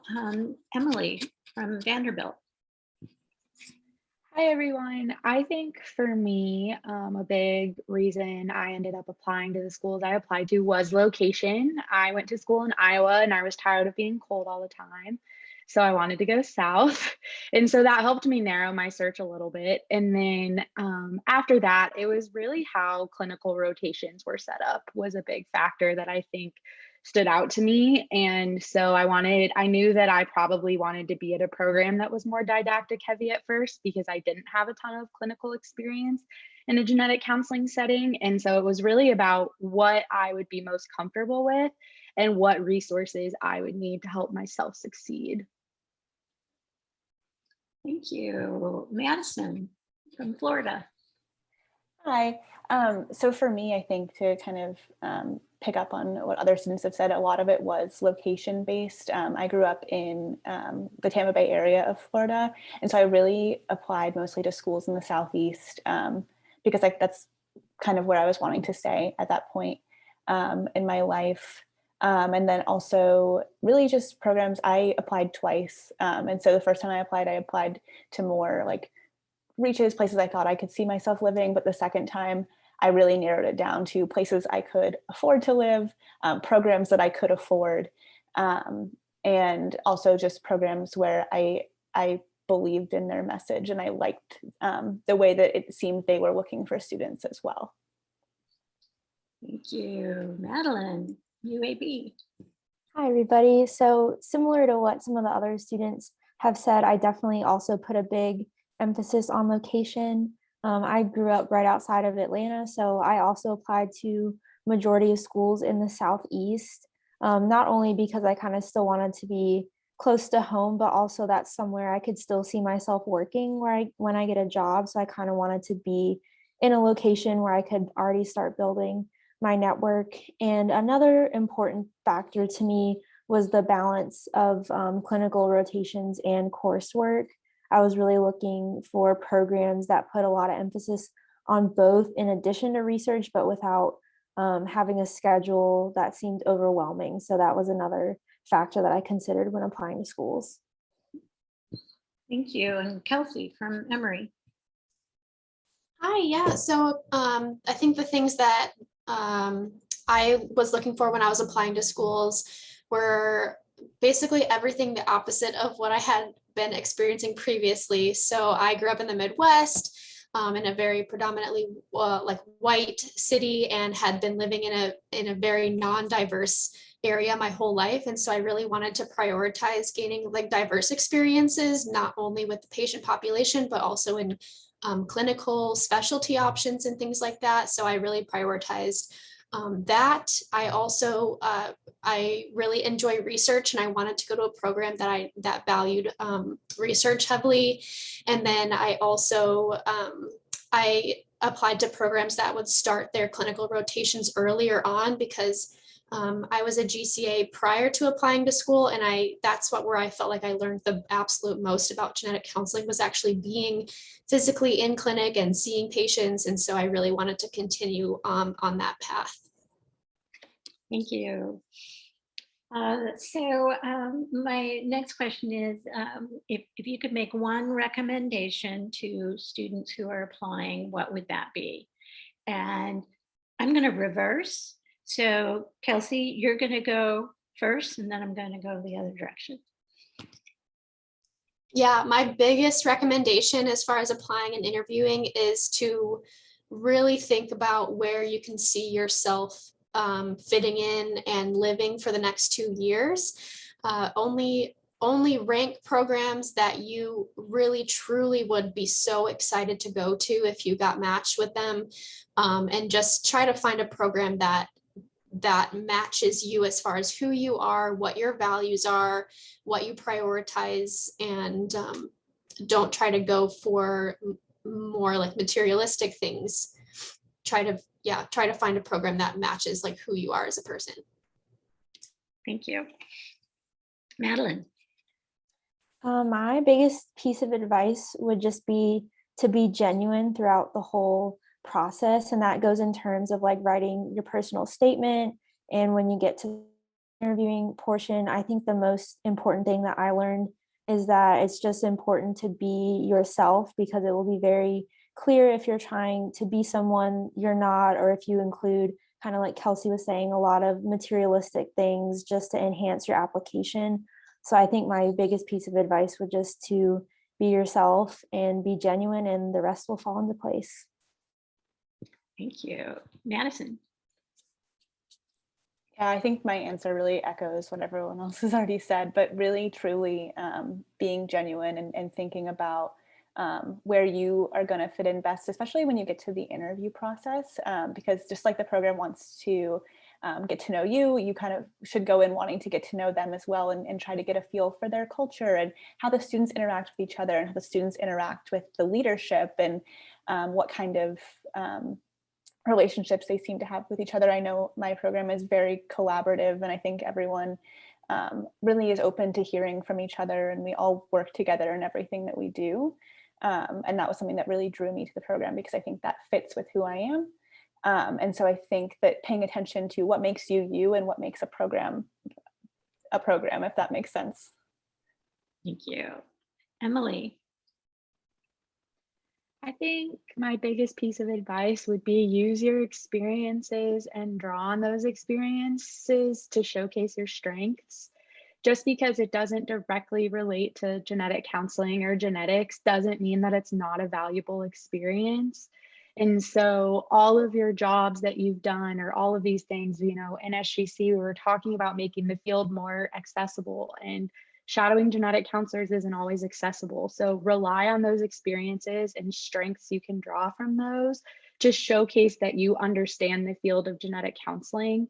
And that, yeah, maybe I didn't get to shadow or be a GCA, but I have all these other experiences and this is how I can translate them to the field. And that's what makes you unique. And that's what will make you a very valuable candidate. Absolutely. Thank you. And Hannah? So this might sound obvious, but life doesn't stop when you're in grad school. So things are going to come up, some of them traumatic or hard. And as the director of our graduate school here, Dr. Eric Brady likes to say, grad school will punch you in the mouth.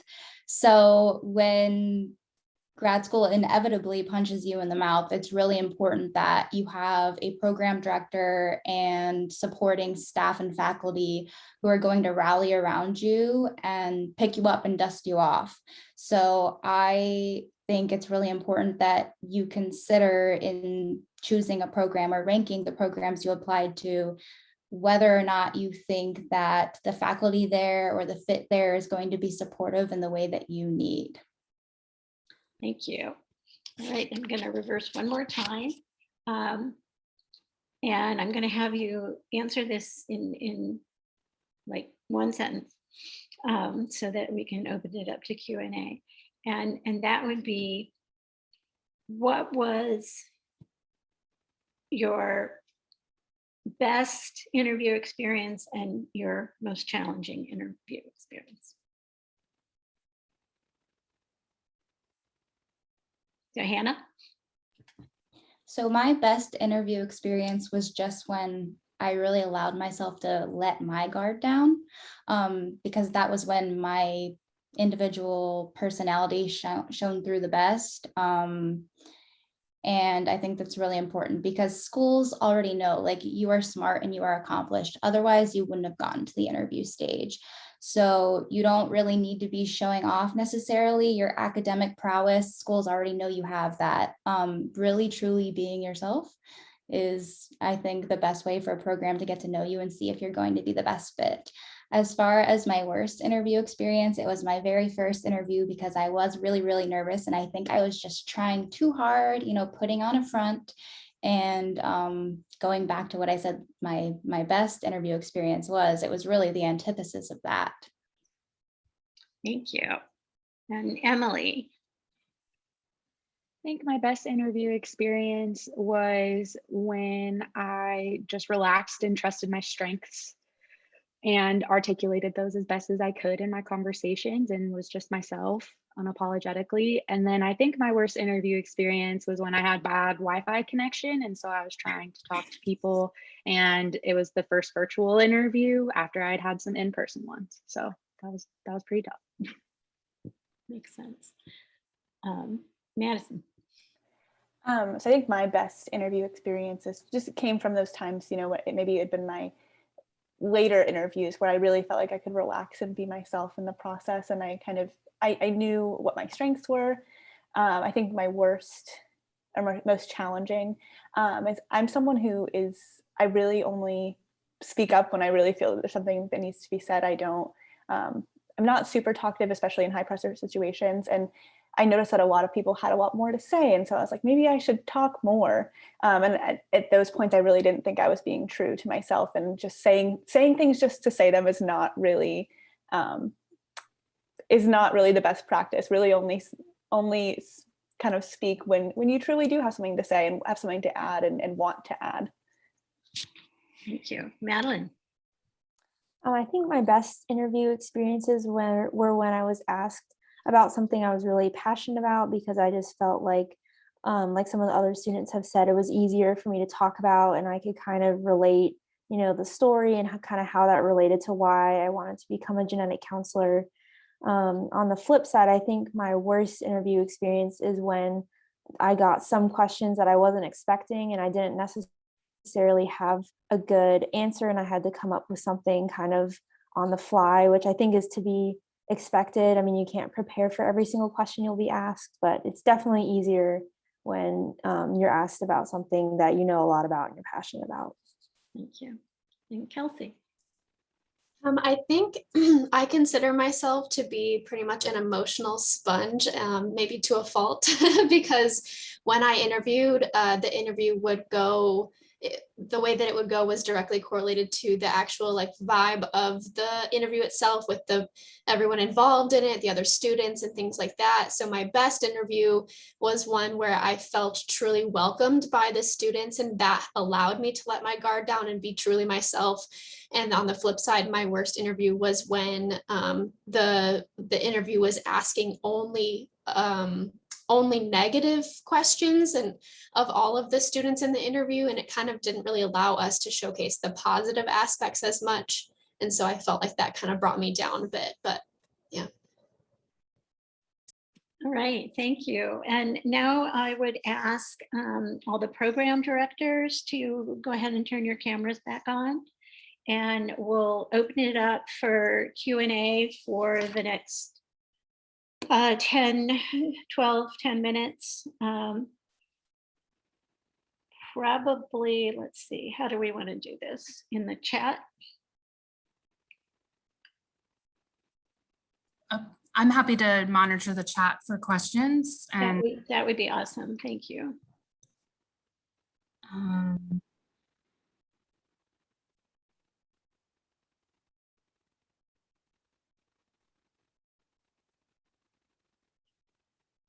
Well, we still have 70 people here, so don't be shy.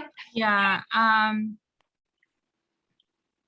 Oh, the question is about interviews being in person or virtual. I know that's going to vary by program. Emory, we've decided to continue virtual for a couple of different reasons. One is that it saves everybody money, and two, it makes it more accessible. The obvious downsides are not getting to physically see the campus, but you can build in virtual tours and so forth. So we are going to continue to stay virtual, but we always welcome visits to Emory to take a tour of the campus with students, etc. I think everybody else was answering in the chat. It sounds like a lot of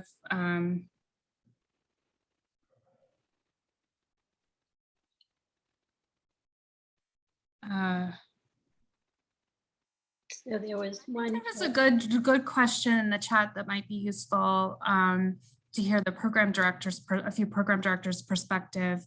Is any advice for someone who's a reapplicant in terms of how to approach the next interview? I think that might be valuable. There's some specific questions in the chat that we might not get to regarding financial aid and electives. You know, again, feel free to connect with programs if we're not able to get to every single question. This is a good one. I think this is for the student panelists. If you are able to share, what were some of the questions that stumped you?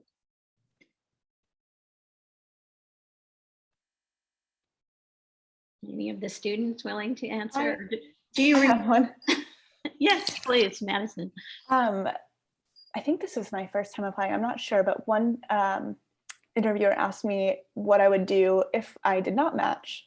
And I really had to stop and kind of think about it because I hadn't thought that far into the future. I was kind of really just focused on what was in front of me. And I think it was a really great question because it got me thinking about, you know, I think she was trying to get at what my perceived areas that I needed to strengthen were. And so that's always just something to be thinking about, you know. And I thought that was one that I wasn't expecting, but it turned out, I think, in retrospect, was a very good question. Anyone else? So a question that stumped me asked, how would a genetic counselor versus how would a geneticist act in various of the specialties? So initially it was asked, in a prenatal setting, what tasks would the geneticist be doing versus what would a genetic counselor be doing? Then, you know, what about in a cancer setting, in a pediatric setting? And I did know the difference between a geneticist and a genetic counselor, but I didn't necessarily know like the full scope of practice of a geneticist in order to answer that question well. So maybe that's something that prospective students might want to look into a little bit more. Really, what is the difference between a geneticist and a genetic counselor, and what are their roles and scope of practice?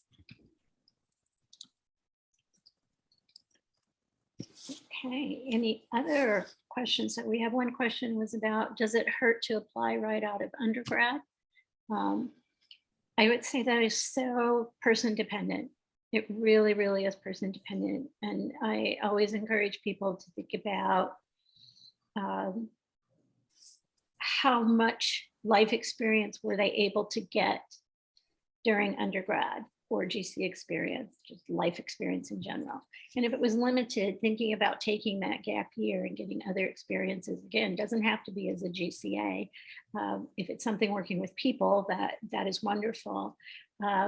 And then also, I feel personally going straight into grad school with no break in undergrad is tough. But we have a lot of successful students who do it. So that's kind of my opinion.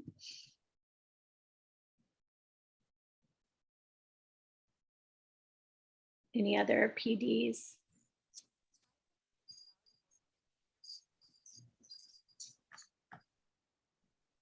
Yeah, I echo what you say, Cecilia. I think it's really just person dependent. And I have had a couple of prospective students ask me about deferment.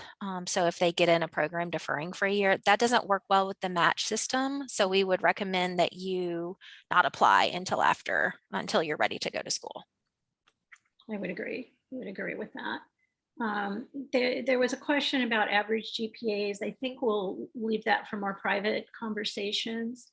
Answer that. There's a question in the chat about people with a previous graduate degree. It really can vary by what that degree was, when it was, and the specific programs. So I encourage you to reach out with for specific advice to your situation. There certainly are many people who have pursued genetic counseling as a second career or after obtaining another graduate degree. Absolutely. Okay, so we're going to move to the last talk, which will be relatively brief. I think we've already covered some of this. Feel free to continue to put questions in the chat that have nothing to do with the talk if you want to communicate still with people via chat.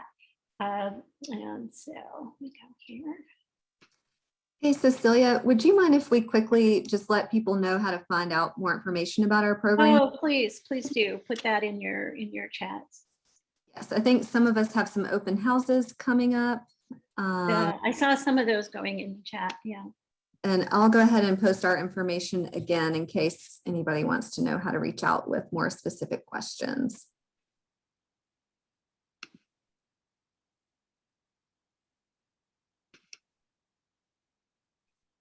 Okay, you should be seeing this very, very lovely woman.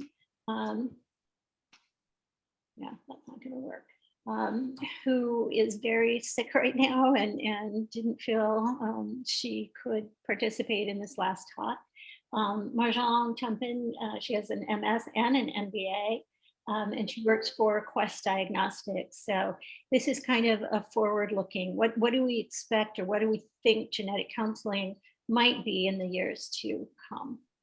So. Cecilia, I'm on. I'm not in the best of spaces, but if you will, I'm sorry. You probably sent me a text and I didn't get it. If you're okay with me leaving my camera off and let's just pretend I look like this all the time, I'm happy to do the presentation briefly. That's great. I will stop sharing so that you can do that. Awesome. Thank you so much. Good afternoon, everyone. Thank you for hanging in there. Super exciting to have, looks like almost 70 folks on. Thank you to Cecilia and the organizing team for inviting me to present today. It's great to be here, but I have to admit, always a challenge to be the final talk of the day. So I hope you'll bear with me. I do believe this is a really exciting topic. Really taking some time to take all of the information you learned today about genetic counseling and going one step further to see the future opportunities and the many doors that earning a degree in genetic counseling can really open. So I'm just gonna check here that everyone can still hear me and that you see my screen. It's gonna be a Menti board. Can I just get a not Emily, you're the only one I see. Yes, Yeah. yes, we can see it. Perfect. Let's give everyone just a few seconds to either open another tab in your browser or or on your phone, and go ahead and go to menti.com and use this code to answer this question here. From all of the work that you did today and the sessions you were in, what are some examples of job titles or opportunities for someone with a genetic counseling degree that you learned today? And we'll give everyone just a few minutes to hop on there and type in your answers. I believe you can put up to 3.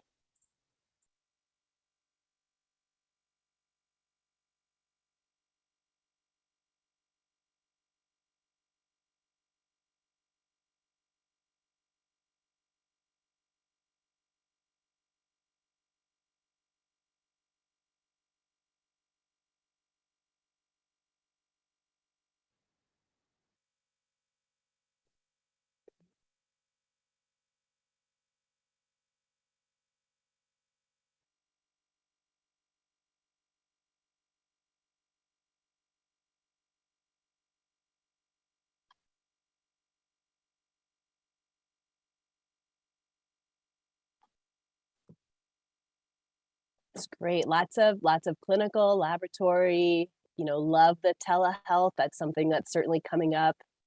I agree, the public health, insurance, those are definitely up and coming. Startups, love that. Yep. See it. We see it all. Great. We'll give a few more seconds. Wonderful. Teaching. That's an important one. Prenatal. Yes. Yes.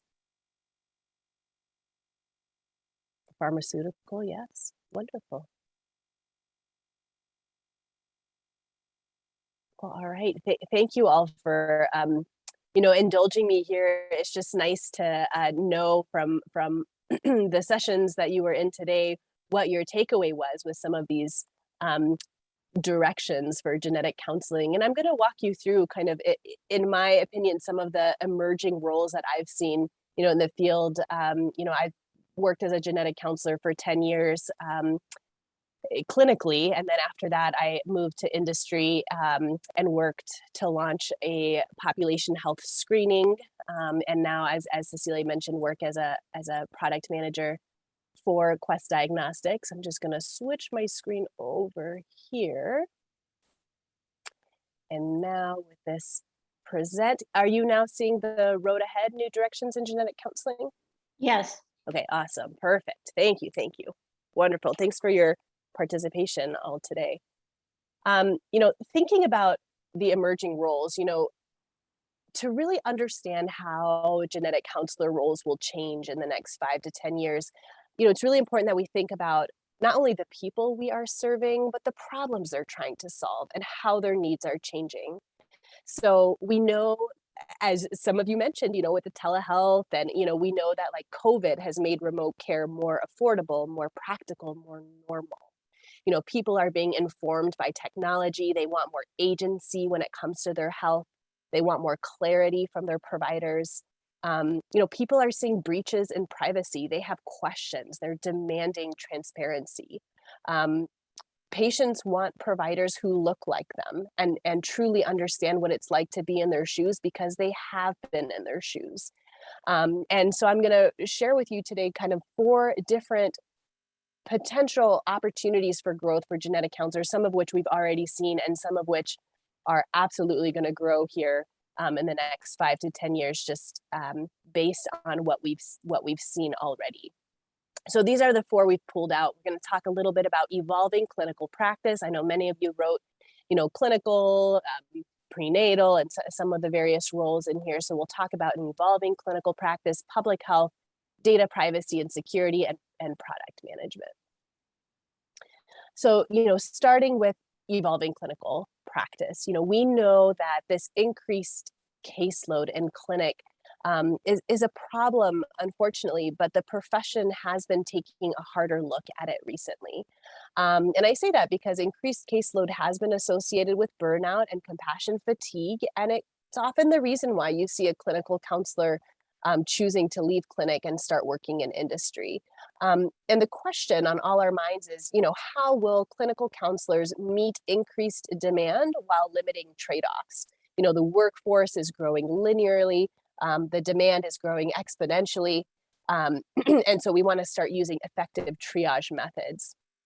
One of the exciting kind of areas of growth is seeing this on-demand services that are on the rise. So of course, I'm sure you're all familiar with Amazon, Instacart, Netflix. These are on-demand services that have persisted through the pandemic, and their success can probably be attributed in part to the fact that they are affordable for the average person. Services are delivered relatively quickly, sometimes instantly, and they provide an intuitive and engaging user interface. And so where this intersects with genetic counseling, one example here is chatbots. Essentially, this is something that used to be used or offered just in research, but it's now becoming more relevant in clinic. Not only as a way to answer basic patient questions, but to do things like collect family health history. That's this example here of this tool of It Runs in My Family, and really determine what genetic tests are appropriate. So in line with other, on-demand services, these chatbots are, they're intuitive, they're built to scale, they're thoughtful, they're beautiful, they're adaptable, and they're really designed to deliver information in a clinically responsible way and support genetic counselors who are in busy clinical practice so we can focus on the segment of patients who need us the most. Moving on to another area of growth is the polygenic risk score. So, historically, genetic counselors have been taught to deliver clinical care and perform research in the context of monogenic diagnostics and disease prediction. But we've seen this increase in the number of polygenic risk scores, or PRS, that make it possible to predict the development of polygenic traits with the level of confidence that's similar to monogenic disease. And so, for example, rather than just looking at things like age, sex, smoking history, PRS can really add to those measures to significantly increase our ability to, for example, find people at increased risk for coronary artery disease. And so, I popped up a few kind of articles here because we've been seeing more utilization of PRS in the clinic to address more nuanced disease. But the major hurdle has been a lack of validation in non-European populations. And so one of the reasons why I have PRS on this slide as a future opportunity for genetic counselors is, this recent push to improve PRS in diverse populations. We have seen laboratories actually remove this test from their test menu until they feel more confident that they can offer it to everybody, not just Europeans. And as you can see here, just a clip, the NIH recently put millions of dollars towards this initiative. So there's really no doubt in my mind that this movement from monogenic disease prediction to utilizing PRS is coming. And some of these initiatives to diversify the available information will only continue to move the needle and bring this more to the forefront of our conversations in clinic with patients. Marjan, I Yes. just realized you actually are in presenter view. It didn't at first look like a normal presenter view. So if you want to switch that, if you don't, we can still see your slide. Yeah, sure. Let's see. When you say I'm in a normal presenter view, what are you seeing now? So I'm seeing like you're at a website, and on the bottom it says presenter view. Oh, let's see. It's well. okay. You can keep going.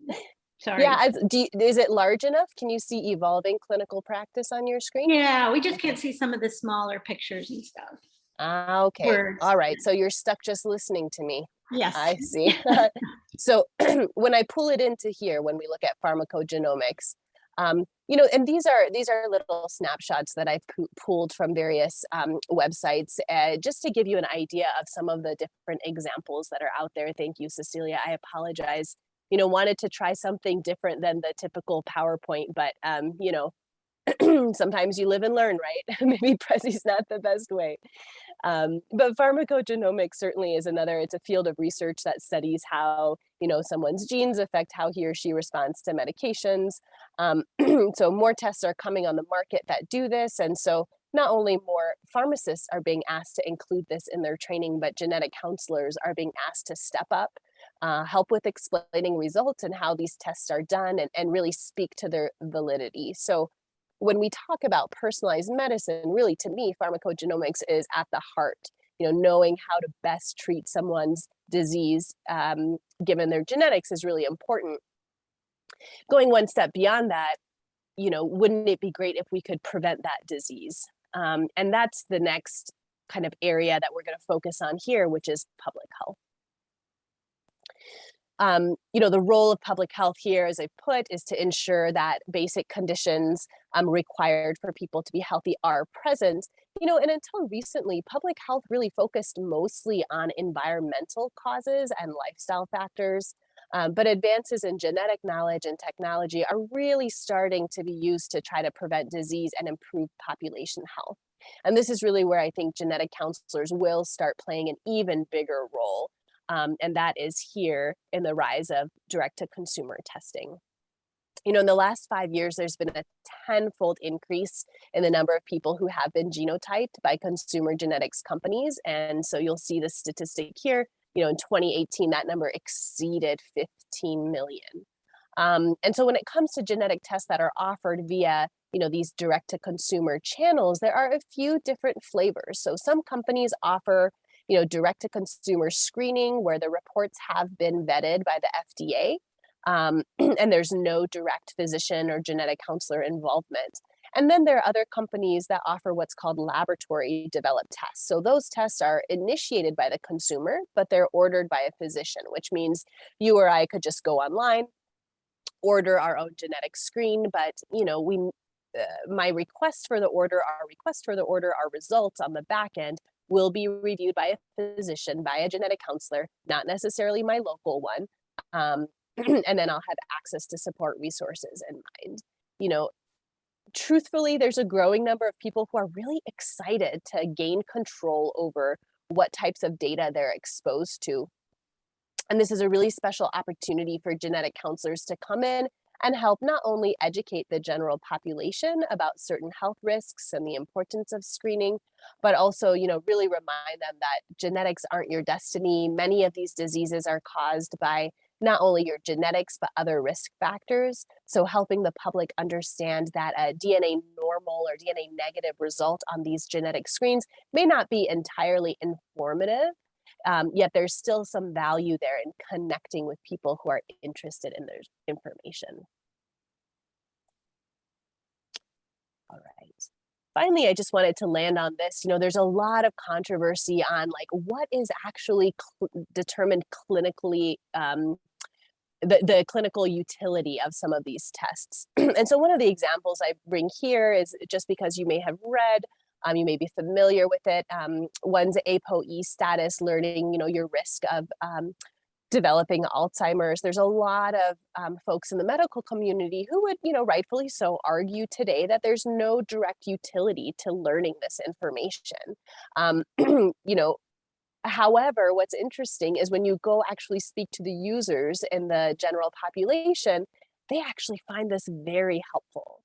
And the vast majority of them would say things to us like, yes, if we knew this information, if we knew that we were at a higher risk of potentially developing Alzheimer's, we're much more likely to write our will.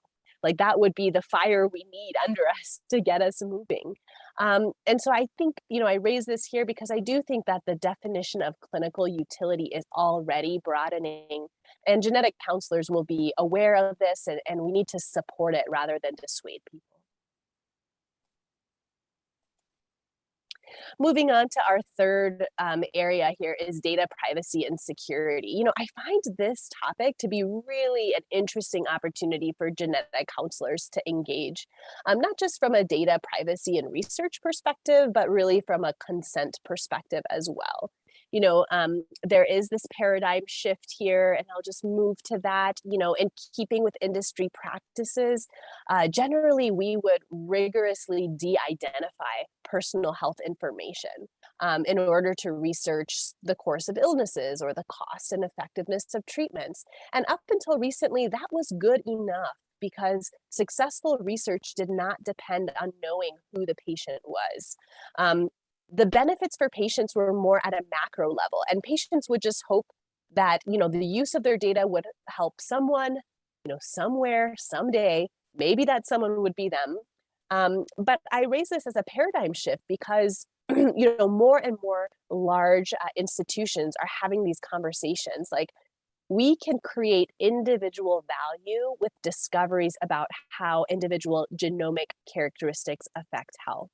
So the catch is, in order to, you know, enable these discoveries and reap those individual benefits, patients really have to allow researchers to connect the dots between their health records, you know, their genomic data, maybe even social determinants of health, and then they have to be able to contact them and reach out to their doctor to be able to share that information with them. So this big question about, is patient data still valuable if it's de-identified, is coming to a head, and where genetic counselors will be playing a role is really helping in the consent process, so patients understand exactly what they are consenting to, and furthermore, really helping define what data we need and how we can recontact people to provide that value in the future.